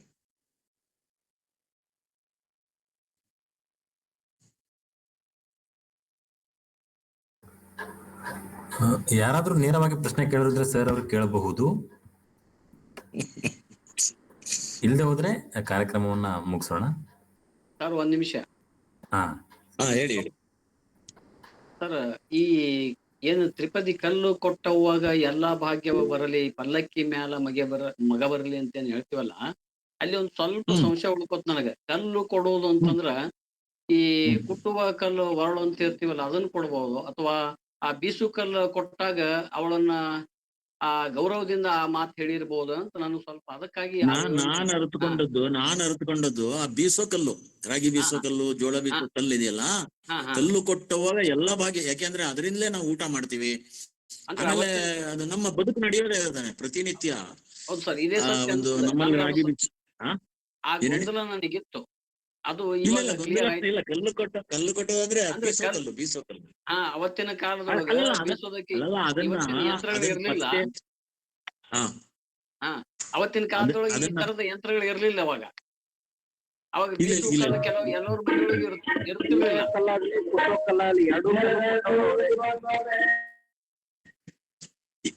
ಅಂದ್ರೆ ಕ್ರಮೇಣ ಬಂದಿರ್ತದೆ. ಮತ್ತೆ ಅದು ಹೆಣ್ಮಕ್ಳೇ ಬೀಸ್ತಾ ಇರ್ತಾರೆ. ಮತ್ತೆ ಆ ಒಂದು ಚಿಂತನೆ ಇದನ್ನ ನಮ್ಮ ಹಿರಿಯರು ಹೆಸರು ಕೊಟ್ಟಿದ್ದಾರೆ, ತಾಯಿ ಕೊಟ್ಟಿದ್ದಾಳೆ ಅಂತ. ಮತ್ತೆ ಇದು ಕೊಟ್ಟಿರೋದ್ರಿಂದ ನಮ್ಮ ಜೀವನ ಸುಗಮವಾಗಿದೆ, ನಾವು ಸಂತೋಷವಾಗಿ ನಾವು ಊಟ ಮಾಡ್ತಾ ಇದೀವಿ, ಈ ತರದ ಚಿಂತನೆ ಇರ್ತದೆ ಅದು. ಹಾಗಾಗಿ ಅದು ಬಹಳ ಅತ್ಯುತ್ತಮವಾದದ್ದು ಕಲ್ಲು ಕೊಟ್ಟವ ನೆನ್ಕೊಳ್ಳೋದು. ಗ್ರಾಟಿಟ್ಯೂಡ್. ಬಹುತೇಕ ಇವತ್ತೇನ್ ನಾವು ಮಿಕ್ಸರ್, ಗ್ರೈಂಡರ್ ಹಿಂಗೆಲ್ಲಾ ಕೊಡ್ತಿದ್ವಲ್ಲ ಮದುವೆ ಸಂದರ್ಭದೊಳಗ, ಅವಾಗ ಬಹುತೇಕ ಆ ಕಲ್ಲು ಸಹಿತ ಕೊಟ್ಟಿರ್ಬಹುದೇನೋ ಅಂತ ನಮ್ ತರ್ಕ ಅಷ್ಟೇ, ಬೇರೆ ಏನಿಲ್ಲ ಇದ್ರೊಳಗ. ಇಲ್ಲ, ಬದಲಾದ ಕಾಲದಲ್ಲಿ ಈ ವಿಜ್ಞಾನ ಬೆಳೆದಾಗೆ ಬೇರೆ ಬೇರೆ ಇದಾಗಿರ್ತದೆ. ಮತ್ತೆ ಅದೊಂದು ಮುಗ್ಧ ಲೋಕದ ಮತ್ತು ತೆರೆದ ಮನಸ್ಸಿನ ಮತ್ತು ಜನಪರವಾದ ಒಂದು ಚಿಂತನೆ, ಒಂದು ಆಶಾವಾದ, ಮನುಕುಲದ ಒಂದು ಏಳಿಗೆಯ ಪರವಾದ ಆಶಾವಾದ ಅದು ಅಲ್ಲಿ ಮಡುಗಟ್ಟಿದೆ ಅಂತ ನಾನು ಬಹಳ ಸಂತೋಷ ಪಡ್ತೀನಿ ಅಂತ ಆ ತರದ ತ್ರಿಪದಿಗಳನ್ನು ಕೇಳಿದಾಗ.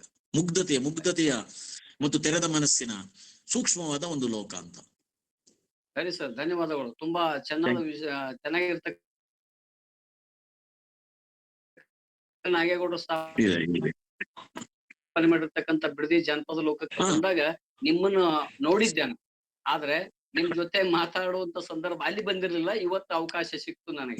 ನಾನು ಬಾಗಲಕೋಟೆ ಜಿಲ್ಲಾ ಜನಪದ ಕಾರ್ಯದರ್ಶಿಯಾಗಿ ಕೆಲಸ ಮಾಡ್ತಕ್ಕಂಥ ಸಂದರ್ಭಗಳು ಶಿವಾನಂದ್ ಸಲ್ಲಿಕೆರೆ ಅವ್ರ ಜೊತೆ ಬಂದಿದ್ದೇನೆ. ಹೌದು. ಇಲ್ಲ, ಬಹಳ ಸಂತೋಷ. ಮತ್ತೆ ನಾವು ಎಲ್ಲಾ ವೈವಿಧ್ಯಗಳನ್ನ, ಎಲ್ಲಾ ಭಾಗ, ಎಲ್ಲಾ ಜಿಲ್ಲೆಗಳಲ್ಲಿರೋ ವೈವಿಧ್ಯಗಳನ್ನ ನಾವು ತಿಳ್ಕೊಳ್ಬೇಕು. ನಾವು ಆ ಸೂಕ್ಷ್ಮಗಳೆಲ್ಲವನ್ನು ಕೂಡ. ಓಕೆ ಸರ್, ಥ್ಯಾಂಕ್ ಯು, ಧನ್ಯವಾದಗಳು. ನಮಸ್ಕಾರ, ಧನ್ಯವಾದಗಳು.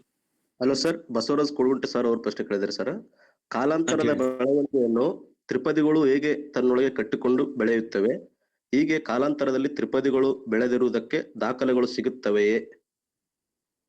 ಅಲ್ಲ, ಕಾಲಾಂತರ ಅಂತಂದ್ರೆ ಒಂದು ಅನಕ್ಷರಸ್ಥರು ಕಾಲಕ್ಕೆ ಆತರ ಮಾಡಿದ್ದಾರೆ. ಮತ್ತೆ ಅದರ ಒಂದು ಇದರಲ್ಲಿ ಕೆಲವು ಸೂಕ್ಷ್ಮಮತಿ ಆಗಿರ್ತಕ್ಕಂಥವ್ರು ಅದೇ ಧಾಟಿನಲ್ಲಿ ಅಕ್ಷರ ಜ್ಞಾನ ಬಂದ ಮೇಲೂ ಕೂಡ ಪ್ರಯೋಗಗಳನ್ನ ಅಲ್ಲಲ್ಲಿ ಮಾಡಿರ್ತಾರೆ. ಮತ್ತೆ ಅದೊಂದು ಖುಷಿಗೆ, ಸಂತೋಷಕ್ಕೆ.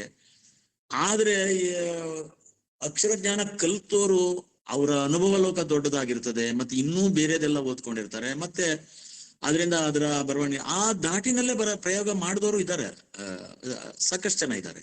ಅದು ಹೊಸಗನ್ನಡ ಕಾವ್ಯದ ಸಂದರ್ಭದಲ್ಲಿ ಅದನ್ನ ನೋಡ್ಬೋದು. ನಮ್ಮ ಆ ತರದ ಇದರಿಂದ ನೋಡಿ, ಆ ರಿದಮ್ ಅದೆಲ್ಲ ಇರ್ತದೆ. ಅದು ನೇರವಾಗಿ ಅದು ಇಲ್ಲದೆ ಇದ್ರು ಆ ಲಯಬದ್ಧತೆ ಅದೆಲ್ಲ ಕೂಡ ನಮ್ಮ ನರಸಿಂಹಸ್ವಾಮಿ ಅವರಲ್ಲಿ ಹಳ್ಳಿಗಾಡಿನಿಂದ ಬಂದವರು ಎಷ್ಟು ಸರಳವಾಗಿ ಹೇಳ್ತಾರೆ. ನಮ್ಮ ಒಂದು ನಮ್ಮ ಜನಜೀವನದ ವಿವರಗಳನ್ನ ಎಷ್ಟು ಸರಳವಾಗಿ ಹೇಳ್ತಾರೆ ಅವರು ಜಾನಪದದಿಂದ ಸಾಕಷ್ಟು ಪ್ರಭಾವಿತರಾಗಿದ್ರು. ಅಂದ್ರೆ ಕೊನೆಯ ಪಕ್ಷ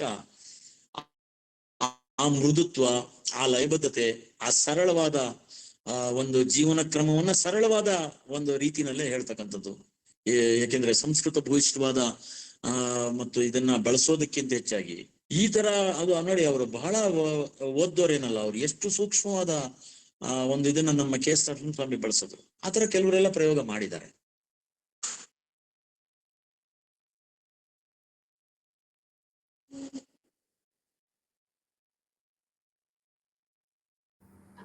ಅರ್ಜುನ್, ಕಾರ್ಯಕ್ರಮ ಮುಗಿಸಿ ಅರ್ಜುನ್. Okay sir. ಯಾವುದೇ ವಿಷಯಗಳಲ್ಲಿಯೂ ಪಾಸಿಟಿವ್ ಮತ್ತು ನೆಗೆಟಿವ್ ಅಂಶಗಳು ಇರ್ತವೆ, ಆದರೆ ನಾವು ಜೀವಪರವಾದ ಕಾಳಜಿಗಳನ್ನ ಉಳ್ಳಂತವುಗಳನ್ನ ನೋಡಬೇಕು ಮತ್ತು ವಿಶ್ಲೇಷಣೆಗೆ ಒಳಪಡಿಸಬೇಕಂತ ಅಗತ್ಯವಿದೆ ಎಂಬುದನ್ನು ತಿಳಿಸಿಕೊಟ್ಟಂತ ಶ್ರೀಯುತರಿಗೆ ಭಂಡಾರ ಪ್ರಕಾಶನ ವತಿಯಿಂದ ವಂದನೆಗಳು ಸರ್. ನಮಸ್ಕಾರ. ನಮಸ್ಕಾರ. Sorry madam, thank you sir. ಅದು ಥ್ಯಾಂಕ್ ಯು ಬಹಳ ಸಂತೋಷ.